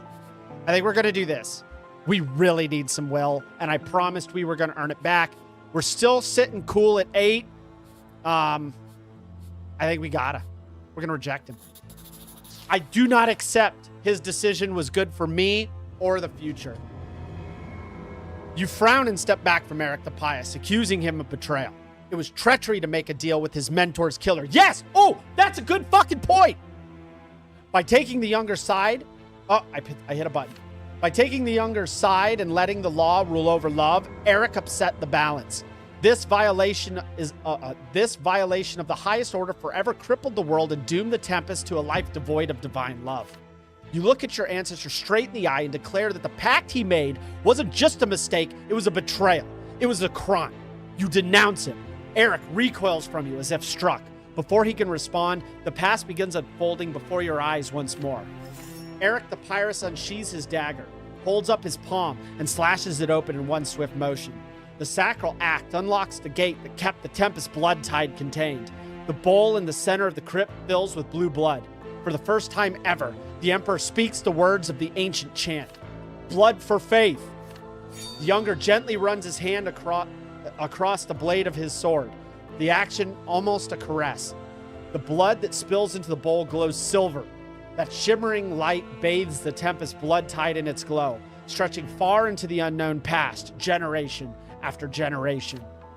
The younger reaches out to touch Eric, Tempest's forehead, searing his skin. When the gods speak, his otherworldly voice booms across the crypt. Faith for blood. The blood of the Tempest mixed with the younger's in the bowl. As the blue liquid begins to glow, light pours from the eyes and mouths of the death masks mount onto walls. Your ancestors' scream pierced the still air of the crypt. Eric's eyes water from the blinding light. You squeeze your eyes shut. When you open them, you find yourself back in your own body at the palace. Your uncles are still busy arguing, oblivious to what's going on around them. Overwhelmed by anxiety, you rush out of the room and head for the family crypt.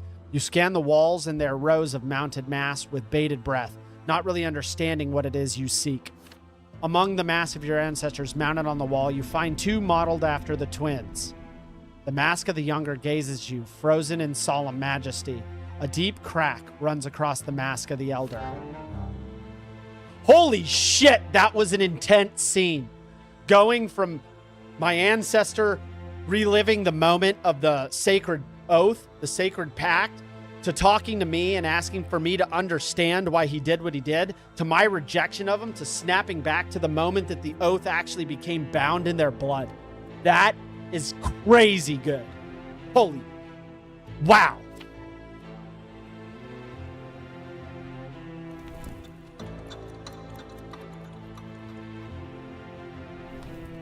Wow. Okay. Okay, but I lost that. Okay. Okay, so we did the restoration of the crypt last time. So I think we just get to pick something. These are all locked. You can't touch these. We get these in chapter 3. Okay. So we can perform an audit of the castle supplies and vassals in order to know the exact extent of the Tempest possessions. I think that's good. We have the power of the Tempest, the economic and military power of House Tempest. It's going to go up 2. We do this, it goes up 2. Okay, here gets us legacy, and this is what we did last time, and that's what boosted our blood and fucked our will. So I don't think we need to worry about this right now.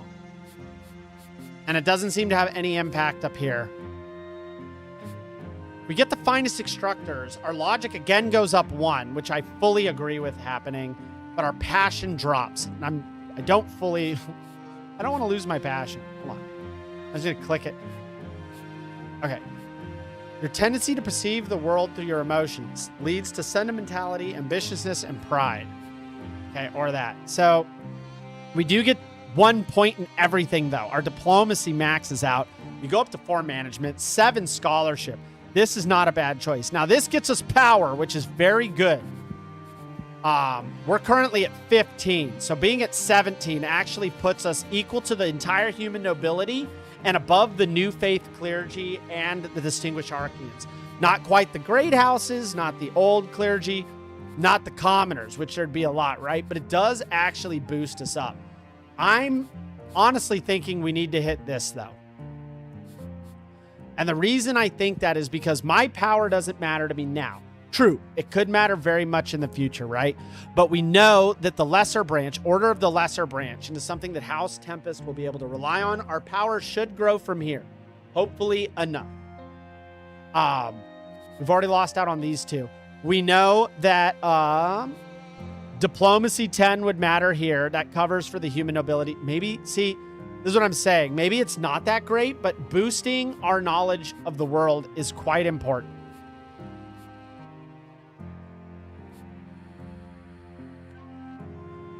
I don't know if we're going to get... We need one with Cornelius. I hope we get to talk to him. I'm really thinking we need instructors.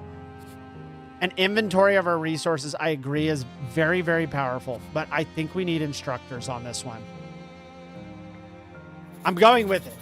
This year you will commit yourself to education. Yeah, we're just turning 18, right? Yeah, we're 18. We need to finish college. You know what I'm saying? We're getting out with our mind intact. We got plenty of... We're an almighty scion. We've got the legacy of the Tempest at our back. We need to study. We need to boost that up. Because we're not going to have time to study when we're older. This year you will commit yourself to education.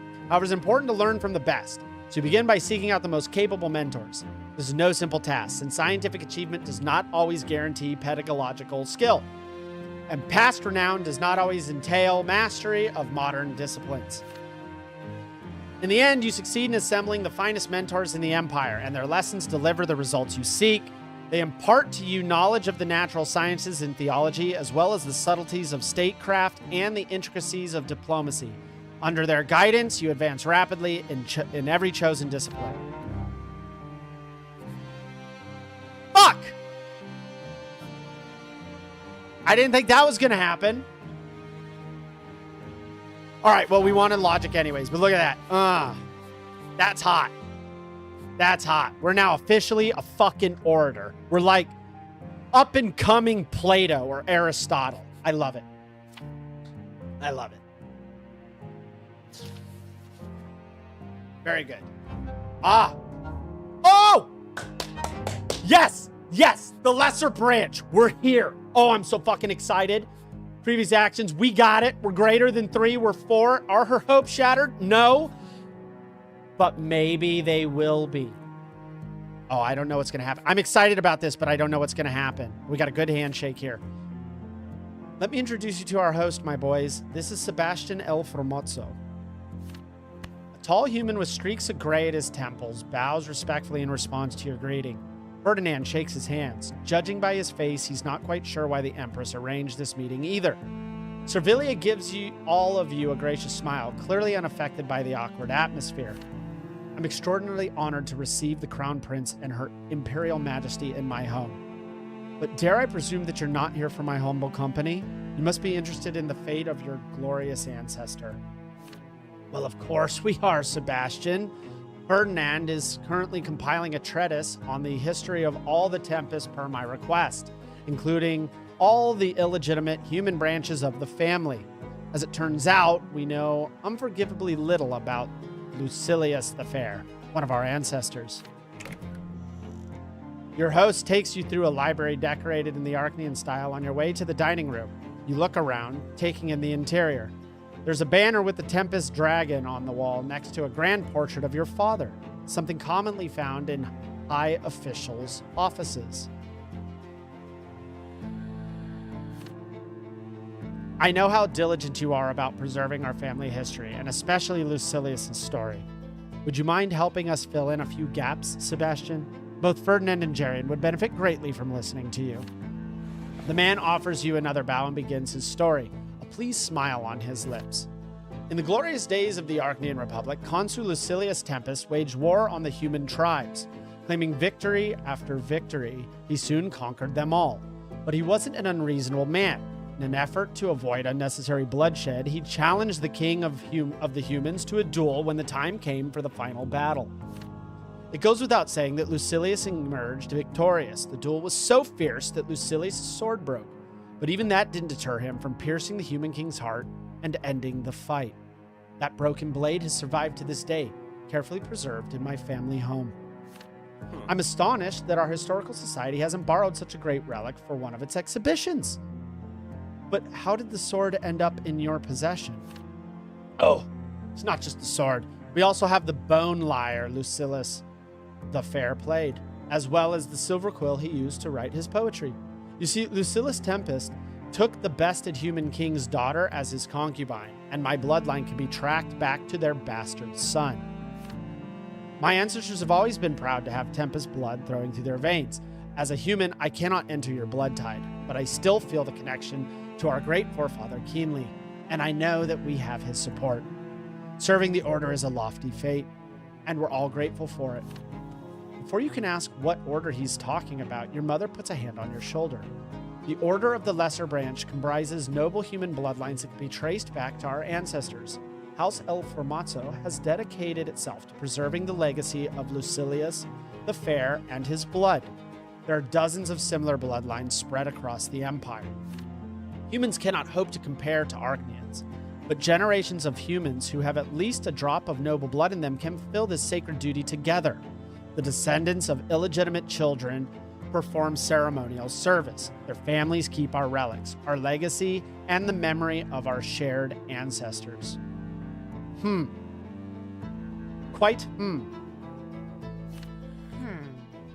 Exactly. Though I must admit, not every bloodline can boast an origin story as beautiful and great as yours, Sebastian. Most often, minor branches spring from children born of a union between an Arknian lady and her human consort. You might find it hard to understand our culture, but before an Arknian lady bears her husband's pure-blooded child and gives one of her lives to the infant, our tradition demands that she test her body and experience motherhood with children born as humans. What the fuck? That is how Ferdinand came to be part of our family. He may never be able to undergo initiation, but in his blood, just as in the blood of all the bastards of the ruling dynasty, the voice of the Tempest resounds. The voice of the imperial line. The voice of the tide that flooded my veins when I married His Majesty. Ferdinand is busy leafing through a book he's pulled off a shelf. You're not sure he heard what Servilia just said. Ferdinand, there is enormous potential hidden within you and the other bastards. The whispers of our ancestors lives in you. But even such a faint bond with the Tempest exalts you above other people. You understand our nature. You know our culture and history. And I believe that it is you who must become the support of the Crown Prince's authority. Jerian, summon the bastards to the palace and become the master of the Order of the Lesser Branch. Turn their brothers into a personal guard loyal to you and to the blood of the Tempest. That is badass. You need a few moments to process Servilia's unexpected proposal. Sebastian is listening to your conversation with bated breath, very much aware that his and his descendants' fates are at stake. Ferdinand snaps his book shut. Mother, if you'd be so kind as to let me speak, I think that Jerian will incur the high nobility's displeasure if he shows favor to the lesser branch instead of the Arknians. They're too prideful and take such a blatant lack of favor lying down.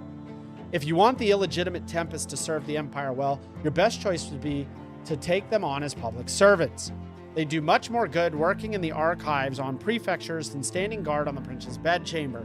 Besides, would it really be wise to arm people who have done nothing but dust off museum exhibits for centuries? You have no right to doubt my decisions, so say nothing of challenging them, Ferdinand. As my descendant, as a human, and as a subject of the Empire, you are bound to obey the Tempests. Joining the Royal Guard would be a good opportunity for an illegitimate child such as yourself to truly serve our family.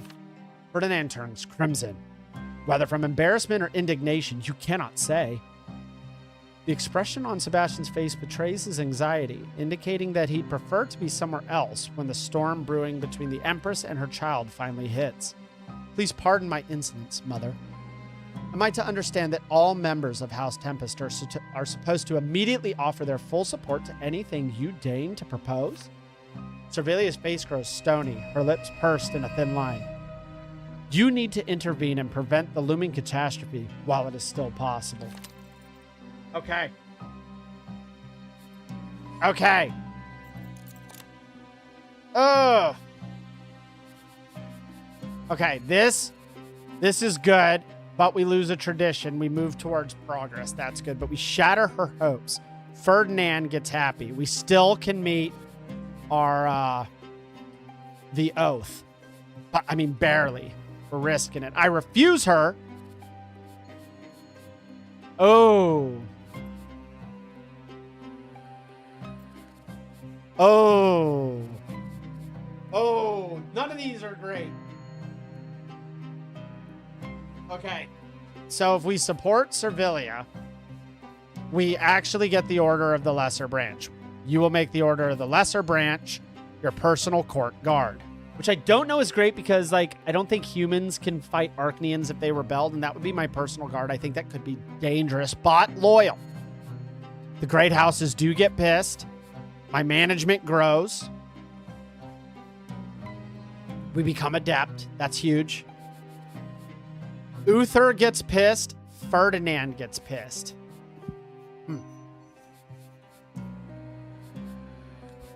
Okay. Are we not going to accomplish anything in this fucking chapter? If I refuse her, we actually get closer to blood, which I actually think is rare, but we get 5 here, and that's useless. Now, if we reform the order, now that's going to cost us 5.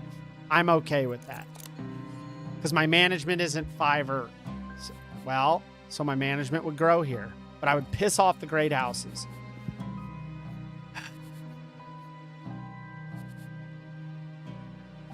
That's actually costly. Well, we have the distinguished Arknians. I don't really need the great houses.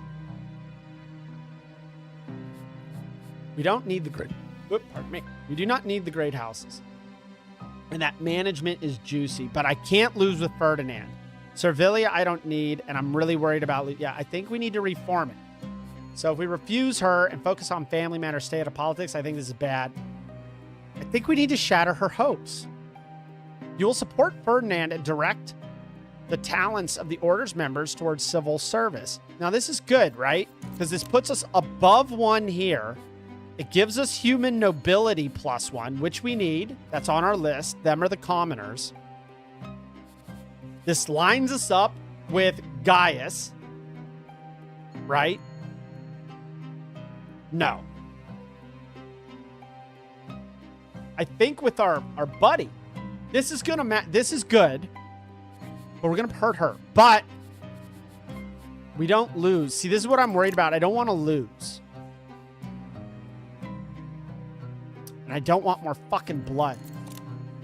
I think this is the strongest one. And we do move away from tradition for ancient beliefs, rituals, and codes of conduct. Technological advancement. Now, this was the one they wanted. Now, we're currently at 0. We could get emergent progress. I feel that we're going to suffer, but we're never going to get the pinnacle. I know there's going to be too many decisions. I do think it would be sick as fuck to have a personal guard, but I am truly worried because we're like, really, we've done all the personal drives is complete. We're not going to get this one. We're starting to get here. And I'm really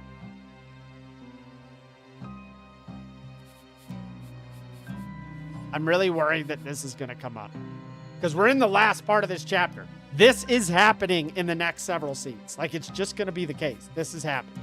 This is going to fucking go down. So that, and I don't need the fire. I don't want the blood. So it's this, and I risk with Ferdinand that I'm fucked, and I do it for the management. What does this do?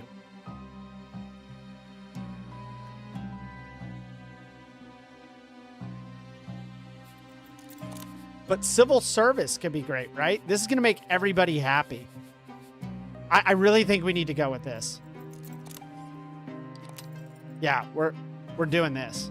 We're reforming the order. I still think the order is a good idea, and I do want my like little knights, but like that makes me nervous. You order Ferdinand to stop, telling Servilia that her plan will only end in strife. The great houses will feel slighted if you replace young Arknians with humans in the guard. That's true. The Empire, and your family in particular, need their support and their influence. You fail to see the big picture, Jerian. Day-to-day minutiae have blinded you to the real power you could possess. And maybe that's true. Hey, she might not be wrong. You're destined for greatness on par with the heroic Tempests of yore. A personal honor guard is important for securing your authority. Doesn't mean I can't have it. Don't think small, Mom. You remind your mother that she should neither doubt nor challenge your decisions. As the future emperor, this is your call, and you've made it. Wasting the emperor's best human talent on empty ceremony is foolhardy. Agreed. You're going to disband the Order of the Lesser Branch and give its members jobs in the government. Introducing the illegitimate Tempest into the Empire's bureaucratic system will improve its repute, which will be beneficial both to the human nobles and the Arknians who already hold office. I could not agree more. From now on, the illegitimate Tempest will serve the Empire as government officials. Their blood deserves nothing less. Boom. Look at that. And that if we get these guys up, I think if we hit this, we get them as allies. And that's going to be huge. Yeah. 17, right there. Right there, baby. That's our target. That's our goal. We lost the tradition. I don't care. I don't care. Like, look it over here, dude. Rational knowledge about the world. I think we need that. I think we can't throw it all away, but like, I mean, we've got so much fucking blood. I think it's fine. Yeah, they swapped. We shattered. We nobody's hopes. Nobody's hopes. That was the only one we had. But I honestly, I think it's okay that we're shattering hopes. I'm going to look at it like foiling expectations that may be incorrectly assigned.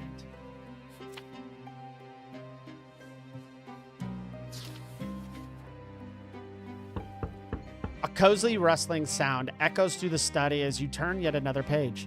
You're almost halfway done with the thick tome entitled The History of Law in the Blessed Arknian Empire when a knock tears you away from researching the controversial consequences of the Fifth Edict on land ownership. You look up to find your father standing in the doorway. It's a welcome distraction, what the heart wants. Jerian, my boy, what are you doing? Studying? I found myself with some free time on my hands. Why don't we spend it together? We so rarely get the chance. You notice that your father is in unusually good spirits today, a smile playing across his face, a lively gleam in his eyes. Such upswings in his mood are so rare that they alarm you even more than his perpetual melancholy. Uther picks up your book from the table, looks at the cover, and closes it with a slam. Good for you, son. Have I ever told you how proud I am of all you've accomplished? Our empire deserves to have a learned emperor. Just make sure to take breaks. All work and no play makes Jerian a dull boy. Oh, the shining call out. Trust me, I know how much a toll these endless problems can take. Your father sits on the edge of the table and continues to speak dreamily, swinging his legs in an easy pose that tramples on etiquette. The only true moments of respite we ever have are those we spend with the woman we love. Have you thought about that yet? Oh, and it's them. Lucretia, Agatha, and Carmelia. Fuck, I don't even remember her name. Camille. I was close. You ask your father to explain. Are we about to have a birds and bees talk? You have your pick of beautiful young ladies, but you need to choose wisely. I personally appreciate the feeling of security one feels with a faithful companion by one's side. The kind that would never leave you. The kind of woman you can share your plans with and ask for advice. That's invaluable for a leader. A woman like that can become your rock. But I do understand that young men your age are drawn to another sort of girl entirely. You gravitate towards passionate ladies who drive you crazy, who make you work for their attention. Whether feats of valor or daring crimes, feline grace, a serpentine smile, and the soul of a treacherous demon, all rolled into one. Loving a woman like that can deprive you of all reason. I feel that's Camille or Octavia, I'll be honest. She's not even in the picture. I think the truest loyal one would be her, but I don't know. I think she's going to follow the rules too much and break. I could see her following her passions more than anything else. You look at your father in surprise. You ask whether all girls truly belong to one of these two types, loyal companions or dangerous heartbreakers absorbed in their games. Oh, you also have your enigmas, ladies whose eyes are an alluring abyss, and you always have to read between the lines to grasp the full meaning of their words. They're unattainable, like stars in the night sky, but even knowing that, you can't look away. Or maybe a better comparison would be an ancient manuscript written in a strange language that you're itching to decipher. A woman like that could help you rediscover the world, or yourself, if you choose to stay with her. That said, some mysteries are better left unsolved. You ask your father why he fell in love with Servilia. What was she like when they first met? Uther gives you a smile tinged with sadness. You have to understand that rulers marry out of obligation, but I knew real love once. Things get very complicated when it comes to something as monumental as the Emperor's marriage. Still, you should stay true to yourself. Don't let anyone lead you astray. A footman peeks into your study after a timid knock, informing you that the Archduke Monrogue has arrived for his audience with the Emperor. Your father heaves an annoying sigh and rises. Unfortunately, there are some things I can't relegate to you yet, but you should heed my advice and take a little break. Maybe you already have a girl you'd like to spend some time with. Well, we can finish this conversation later. Your father leaves, but you can't stop thinking about his advice. You lean back in your chair, recalling the faces of the ladies you know, their velvet skin, the fire in their eyes. The unfinished book seems to watch you from the desk in silent reproach. But the night is still young, and maybe your father is right. So, Lucretia is locked because she does not equal my fiancé. So that she's out. Now I could read. Now hold on. We can subvert expectations ourselves. Right? Look at that. We can get another management and another scholarship in there. They're giving me the opportunities. So this is fucked. Lucretia's fucked. I can't even click it. It's not even like a red one. Now, we have enough passion to do this. Camille. You'll go to Camille's despite all the risks of this relationship. Absolutely fucking not. My blood would reduce 2, which is mighty, but our will would go up. That's actually really big. And we'd get 1 point with her. We'd get a diplomacy as well, put us at 11. Get a diplomacy there. Okay, let's Agatha. You'll go to Agatha to get to know her better. Get to know better the one whose riddles have robbed you of peace. Now we would lose law here. We get the same. This is love and law. Agatha goes up 1. We get that. I gotta be honest. I don't think I want to lose my law.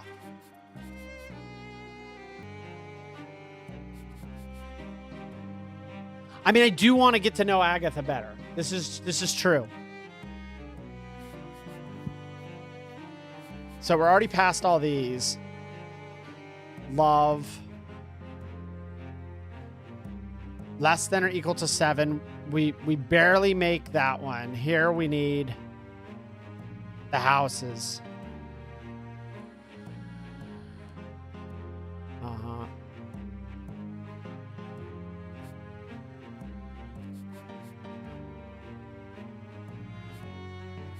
I mean, I feel this is like a big deal though.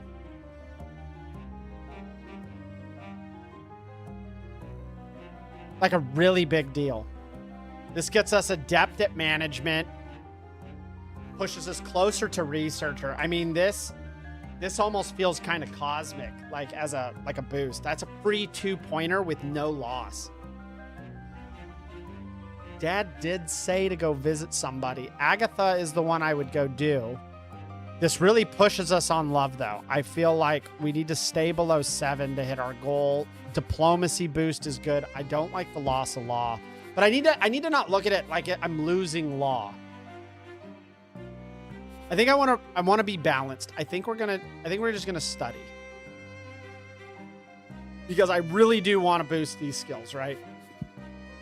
Like these we get no punishment or loss for, but like we are way fucking behind on management.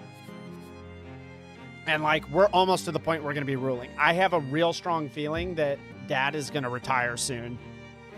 And this would have cost us a sanity to do. If we had too much passion, I would have had to have gone with one of the women. I really think we're going to go. We're going to improve. We need to prepare. We have the rest of our life, I guess. Matters of the heart are all well and good, but you still have so much to study. I agree. Do you have the right to give yourself over to love when the fate of millions depends on the precision of your decisions? You want to be as prepared as possible and certain of what you are doing. Casting a wistful glance at the door, you turn your attention back to the book. You will visit one of the ladies, but not right now. You need to finish your study of law first, perhaps tomorrow night or even next week. Or better yet, once the summer heat has passed. I don't care. I think that was a huge, huge growth spurt for our character. So I don't regret that. The empty throne. Oh yeah. Ubi est Uther. Yeah, something's like, where is Uther? Okay, so shit is going bad. Like we're starting to see the crumble.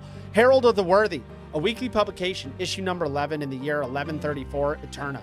Your credible source of fresh news on the capital's court, culture, and various other events. Where is the Emperor? The congregation whispered before the tide of divine grace assuaged their fears on Unification Day. The son fulfilled the father's duty then, but the question still stands. Where is the Emperor? This question keeps falling from the lips of his subjects. The guests of high society salons keep asking each other behind closed doors, genuinely concerned with His Majesty's extended absence.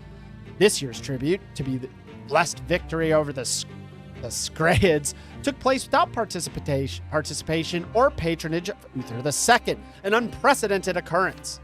His Majesty no longer comes out onto the balcony or holds receptions at the palace. When asked about this, the courtiers only give the vaguest answers, and trusted servants avert their eyes. It's It's been a long time since the Emperor's carriage appeared on the royal route. So where is he? Just where did our Supreme Sovereign and Allfather go? On the eve of the latest tournament, we were all brimming with hope to finally see Uther. He was meant to judge the duels and present awards to the winners. But did he?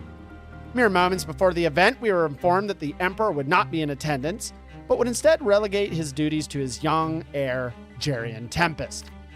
We understand the Emperor's desire to introduce his son to imperial affairs, but are the young man's feet big enough to fill his father's shoes? And why has Uther Tempest been hiding from us for so long? The terrible possibilities keep us up at night. As we all know, those whose fates are tied to the Empire have but one life to live. We shudder at the thought of what would happen if the Emperor were to suddenly stumble on the stairs, or if some miscreant were to sneak up on him with a heavy snuff box. Twins forbid! But there's another possibility to consider. What if the control of the Empire were seized in a coup long ago? What if the conspirators are hiding Uther and the rest of the Tempest in a dungeon only to allow us to see the heir in order to allay our suspicions? Maybe the boy isn't the crown prince at all, but rather a double, a puppet designed to lull everybody into a false sense of security. Could it be that the misfortunes that have recently befallen the common people are somehow connected to the Emperor's mysterious disappearance? Could it be that we're all living under the rule of House Orgriff? Or, even worse, House Milanitis? There must be some truth to the rumors that have a taste for human blood. Whatever the case, it seems we're destined to live in troubled times. But we refuse to be kept in ignorance any longer. The people of the Empire call upon Uther Tempest II, anointed to reign by the twins. Where is the Emperor? If he lives, let him come forward and face his people. Holy shit. That's another boost towards Oopsie.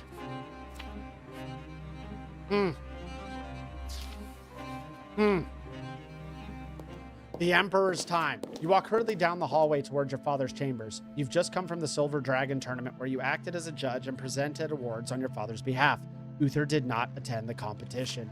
Dismayed, you recall the murmurs of discontent from the stands and the angry yells of the crowd. It's been a while since the people last saw their emperor. Some say he has abdicated the throne and left Eterna in secret. She almost kind of did. You sigh heavily as you reach the doors of the imperial chambers and slowly step into the shifting semi-darkness of the room. The heavy curtains over the windows are drawn shut. Candelabras cast their dim light across the room. The Tempest portraits, cut through by bands of shadows, glimmer on the weakly lit wall. You can make out Cornelius's back, Servilia's impeccable posture, and Gaius's broad shoulders. Ferdinand stands a little to the side, his arms crossed. Holy shit.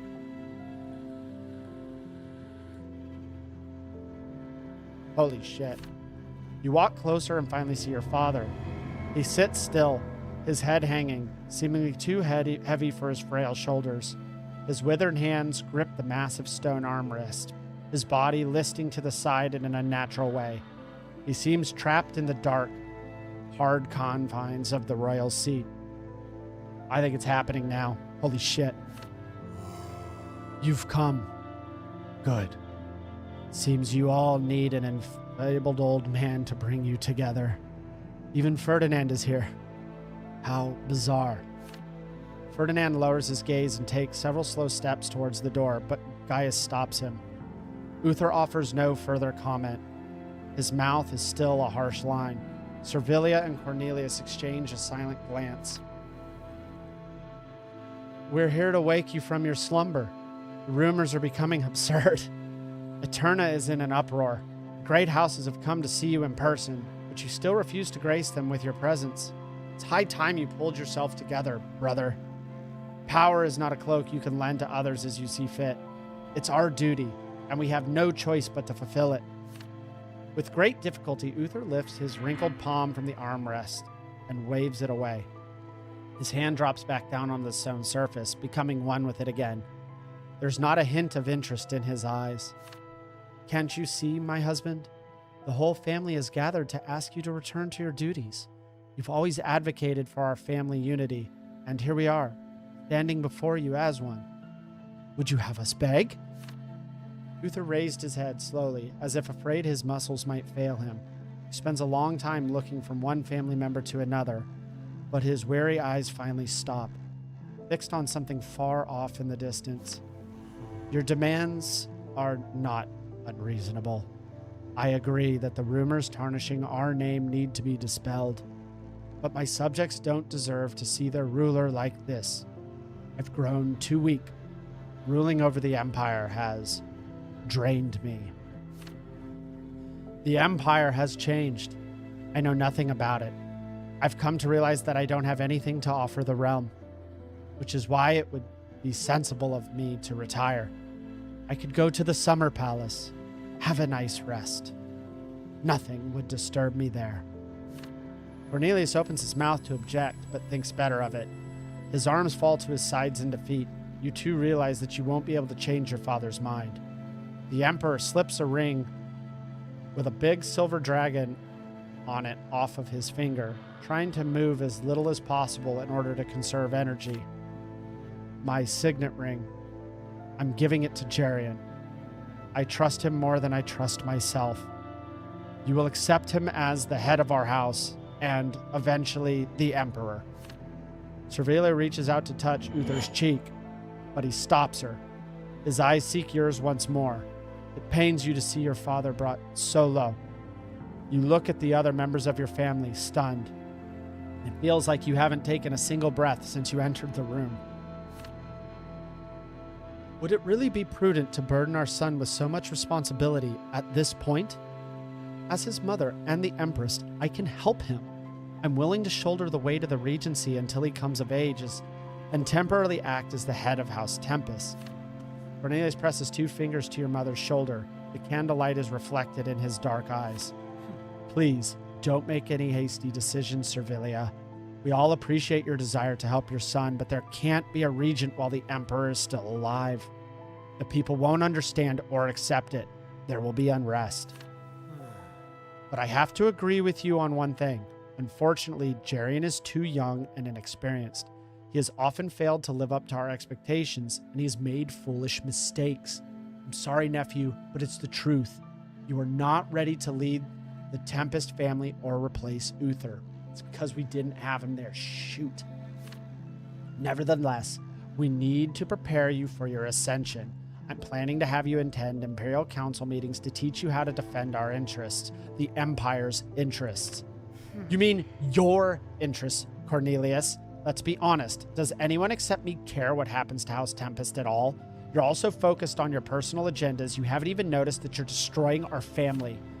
Family is not our priority right now. We need to show the people that the Empire has the Tempest authority hasn't diminished. They need to see that the heir is actively participating in politics and not just loafing around. I'll appoint him to the position of Great Censor. That should give him ample opportunity to prove his worth with my careful tutelage, of course. You're overestimating my son's strength and wisdom, Cornelius. Holy shit, he's much too young. Dude, listen to these two just rip me apart in front of my dying father. He'd do well to spend a few years learning from those wiser and more experienced than himself before joining the council. A pause hangs in the air. Confusion can be glimpsed in your father's gaze. Thoughtfully, he turns the signet ring between his fingers. Gaius raises a hand and asks to speak. His voice, as always, is firm, as though nothing in the world could shake his confidence or disturb his composure. Okay, here's our boy. Our boy's coming to our rescue. Gaius has been 5-point with us since the first time we could get it there. Gaius leads the Lesser Arknian nobles. This is our boy. I believe that the responsibility for our family, our unity, and our future should not rest on the shoulders of one person alone. We will share this burden equally. I'm speaking of the oath of unity. Yes. I actually agree. Is that this oath? It's fucked. Cornelius won't take it. We're fucked. We're absolutely fucked. Okay. We will swear before the tide that no Tempest will ever go against another Tempest, and that our personal ambitions will never become a cause of discord. We will call our ancestors as witness and seal this promise with our own blood. Cornelius raises an eyebrow skeptically. Servilia's face is unreadable. Uther grimaces with dislike at the mention of the ancestors and the blood tide. Clearly, Gaius's proposal has not found the proper response among his kin. Your uncle looks at the family with disappointment and lets his hands fall helplessly. Thoughts swirl in your mind as all things you want to say to your family vie for your attention. You stand there, not sure what the best course of action will be. What do you say? What do you do now? I could refuse.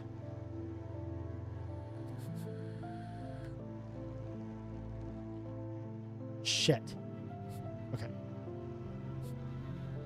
It's locked, though. We don't have Cornelius, so we're not getting this. This would have given us power, would have given us legacy, which you don't need, have given us blood, and we would have got both of these. We're not getting them. Shit. This is going to hurt us. So here's the deal. We can either lose 15 and 2 power and disappoint Uther, or we can spend 20. So we lose 20. And we basically become a spoiled heir, which has gotta hurt us. But we become the pater familias. And I think we fail the oath. We were gonna fail the oath always. We needed too much for Cornelius. We pushed him off too long. So this is the consequences right here. This is the consequences.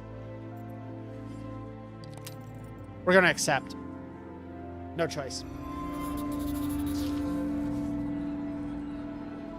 Your family still doubts you. To them, you're just a child, incapable of making his own decisions or taking responsibility for the family. But you're going to prove them wrong. The blood tide washes over you, suffusing you with power.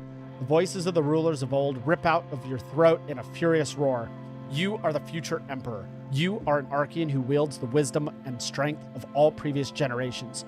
You've been ready to accept the ring and become the head of your family since the day you were born a Tempest. You turn to your father and take the ring from his hand. When you slip it on, the blood tide within you rejoices, burbling with glee. The silver dragon grins at you from its place on your finger as you stare into its blazing ruby eyes. Your confident voice fills the room. The Emperor has spoken, and you will obey. From this moment forth, you accept the burden of this authority over the Tempest bloodline, just as you will accept the crown when the time comes. You are no longer a child, and you don't need anyone's advice or guidance. You are now the head of the great ruling house and the future sovereign of the Empire. You can feel the grandeur, the unfathomable power of your new station. It is intoxicating. You cast a cold, expectant glance at your family. Each of them must acknowledge your authority. With a look full of awe, Servilia slowly bows her head.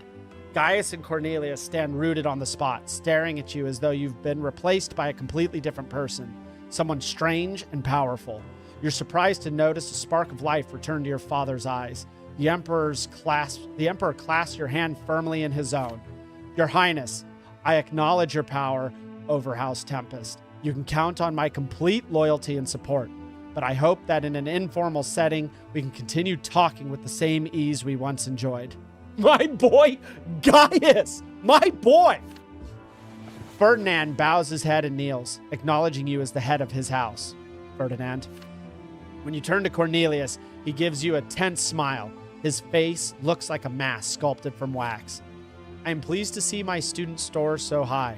May the twins bless him in his endeavors as the head of our great house. You became the head of House Tempest. There it is. Pater Familias.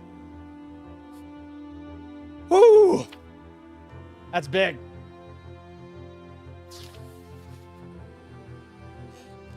The silence is becoming unbearable, the address.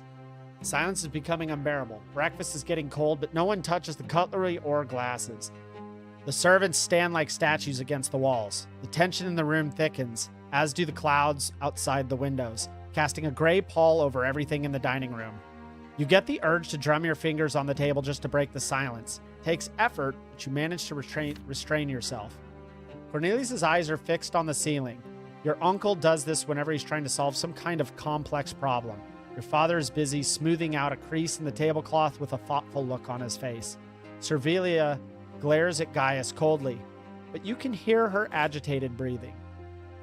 Gaius Tempest, the bearer of bad news, stands with his hands folded on the back of his chair. How many people are in the square? What are their demands? Do we know who is leading these demonstrations? You know the answer perfectly well yourself. You just do not want to admit it. The vile estate and rabble-rousing followers of the new faith. Who else could it be? I would gladly agree, but unfortunately, there are both new and old faith clerics in the crowd. And not only that, there are commoners, nobles, and college graduates as well. There are also cadets from the military academy, many of them with swords. They're worried because of the rumors. The people demand proof. They want to see the emperor. The emperor's subjects cannot demand to see him. His Majesty is not some puppet in a marketplace theater. You've never seen your family so agitated before. Your father's hands lie limp on the table, his fingers trembling slightly. Whether from agitation or from weakness and an infirmity. I'm not going. I'm exhausted, but I have nothing to say to them. The silence consumes Uther's voice like a quagmire. You try to stay as still and quiet as possible so that the swamp won't suck you in too. The sky outside the window has become uniformly leaden. Gaius's gloves emit an unpleasant squeak as he crumples them in his fist. I take it that's not the end of it, Gaius. Gaius slaps his glove against the back of his chair. It's not. There aren't just humans in the square. There are Arknians there too, including members of the great houses. You could invite the envoy of the great houses to the palace. Grant them a private audience. Calm them down. The Arknian elite is there in person, many of them with their full retinue. They don't want to talk behind closed doors. They want the emperor to address the public. Even you and I will have a hard time persuading them to change their minds. Servilia puts a hand on Uther's arm, the jester, careful and apprehensive. This is rough. Uther, couldn't you just make an appearance? Just show your face, just for a moment. You can tell them how much you love them. Say that you understand their concerns. They'll rejoice, and you won't have to say anything more. Just stand there and wave. They want reassurance that the Empire is strong as ever. They want to see it in me, but I'm no longer sure if that's the case.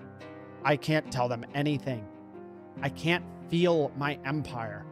I feel powerless. No. I'm not going anywhere. Brother, listen. What if you simply walk out onto the balcony? Jerian can give the address in your stead. He's your heir. His word should be enough of a reassurance. And you can just stand there. That won't tire you out. I can take you there.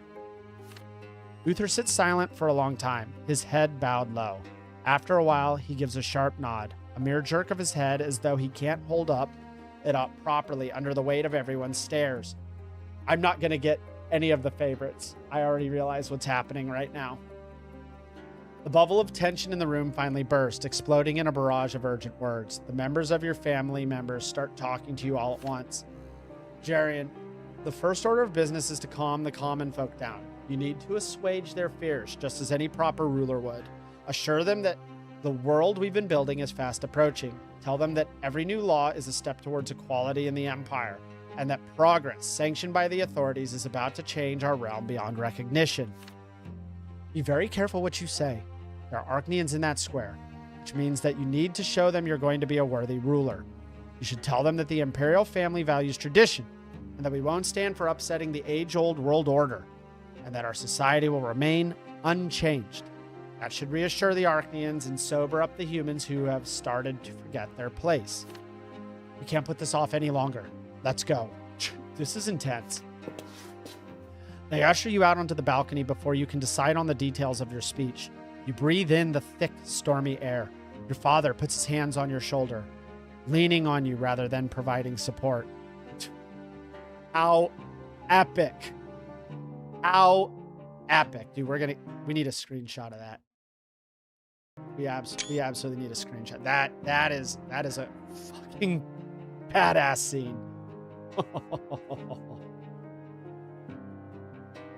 Father is not doing good. The rumble of the crowd washes over you in rolling waves. With your appearance, it grows louder and more anxious. You gaze down at the square to see a disorienting melange of luxurious and threadbare clothing. Shining buckles and sword grips, frothy white ruffles and crisp collars. You look up at the low-hanging sky. Your breath catches. What is about to be said now will spread across the entire empire before you finish the speech. Every subject is waiting for these words. No pressure. You hear leather gloves squeak behind your back and the soft clacking of heels. Your mother, Cornelius, and Gaius have followed you onto the balcony. You don't need to turn around to see the looks on their faces. In your mind's eye, you can see Gaius with his encouraging smile, Servilia, full of motherly pride, and Cornelius, confident that his best student will make him proud. Okay. They form a semicircle behind you, and you can feel their silent support. You all stand there as one. It doesn't matter what they might think of you outside of this moment. Right now, they're offering you their complete faith. They believe in you, and they trust you to find the right words. The lump in your throat dissipates. You can finally breathe freely. Uther raises his hand and gives a weak wave in greeting. The crowd responds with an enthusiastic roar. You square your shoulders. You square your shoulders. It's time to begin. Okay. We cannot do that. Oh, fuck.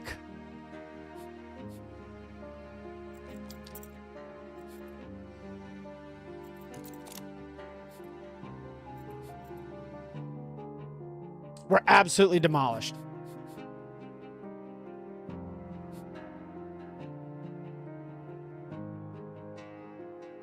Oh, shit. Okay, well.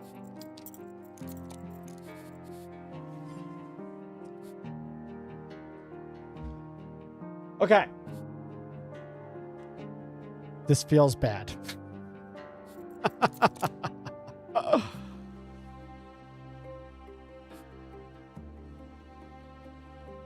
Oh my God, I wanted that. We just didn't get there. Oh man. Okay, so here's the deal. This is all repairable. These games are super flexible. This is just, we had a rough teenage time. And who wouldn't, right? This is a lot. So we're going to shout over the crowd. I don't know how to calm the subjects, but I will do everything in my power. Fuck. All right. You raise your hand, but the crowd only rumbles louder. No one wants to listen to you. The throng in the square roils in agitation. The people demand that the emperor stop hiding behind some inexperienced whelp and talk to them. They have no trust, love, or hope for you. Some of them you've already managed to disappoint. Others fear or hate you. They don't want you. You try to yell over the crowd and get the situation under control. The Tempests aren't hiding anything. Emperor Uther is right there, and you're helping him with matters of state as his heir. Someone yells for you to go away. You hear whistles and angry insults. Lightning strikes, making you jump. Drops of icy rain fall on your face. You strain your voice again, but it only serves to agitate the crowd even more. You can't tell who is protesting the most, but it's no longer important. Both humans and Arknians are shouting in the square below. You're universally disliked throughout the Empire. You look back at your father, and he's just as lost as you are. He doesn't know how to help you. The crowd roars like a stormy sea. You scream until you're hoarse. There's no reason to worry. Go home. There's a clattering sound, then another, and another. Suddenly you realize there are rocks hitting the guards under your balcony. Some officers bark out an order, his voice breaking. Boots thud as the guard detail steps forward in almost perfect synchronicity. You hear weapons clang. The deafening claps of thunder are accompanied by horrified screams. You smell blood, but you can't decide if it's just your mind playing tricks on you. Gaius grabs both you and Uther by the elbows and rushes you off the balcony. Your mother hurries to your side to take you into her arms. Cornelius gives a few more orders to the guards and busies himself with helping his brother. It's not your fault, my boy. Not yours. Ours. Holy shit. Oh, fuck. We just hit unrest. Shit. Okay. We're walking into a hard place. My family understands. 2 years. It's been 2 years since you first stepped foot in these hallways. That day, you felt the scrutiny of your ancestors' ancient portraits and heard the voice of the blood tide within you for the first time. You became Jerian Tempest, the crown prince of the Blessed Arknian Empire. You thought it was the beginning of a wonderful new life. You were ready to create a glorious future for yourself and the world around you. And now, is everything you hope it would be? Is it everything you hoped it would be? Sorry. I don't know if that grammar is correct. The people who used to be your friends are now under your patronage. But even though you've taken Emil and Martha under your wings, you'll never be able to talk like you used to. You aren't equals. You have a loving family now, but at the same time, aren't you the reason they keep fighting? They all want you to become an extension of themselves, and there's no way to please them all. You're quite popular with the ladies, and while the attention is flattering, have you met the one who can give you true love? Do the relationships you're building have a future? You are the head of an ancient house, the future leader of the empire, and even though you don't wear the crown yet, the burden of the Tempest power is yours to bear. The Emperor's signet ring on your finger is a testament to this. Your family acknowledges your authority. They defer to you despite the fact that they are all older and more experienced. The twins have grown distant from you. You are a conduit of the divine will, but you have lost your connection with them. You do not understand their design. You do not hear their voices. You do not feel their blessing. You are alone and lost. The power of your ancestors keeps you safe. The blood tide has already helped you numerous times, but sometimes its voice drowns your own out, robbing you of free will. Your ancestors both protect and restrain you. Responsibility weighs on you, and sometimes you feel torn by the choices you have to make. It can be difficult, but you're proud of the fact that you haven't compromised your principles even once. Your soul remains intact, our sanity. Will you be able to stay true to yourself without harming either the Empire or your loved ones in the future? Your subjects do not see you as the future emperor. Your recent attempt to calm the crown ended in failure and laid bare an ugly truth. Your people do not believe in you and do not wish to listen to you. Your journey has only just begun, but every step you take today will determine what happens tomorrow. What kind of emperor will you become? What kind of empire will you build? What legacy will you leave for your descendants when the time comes to dissolve yourself into the blood tide?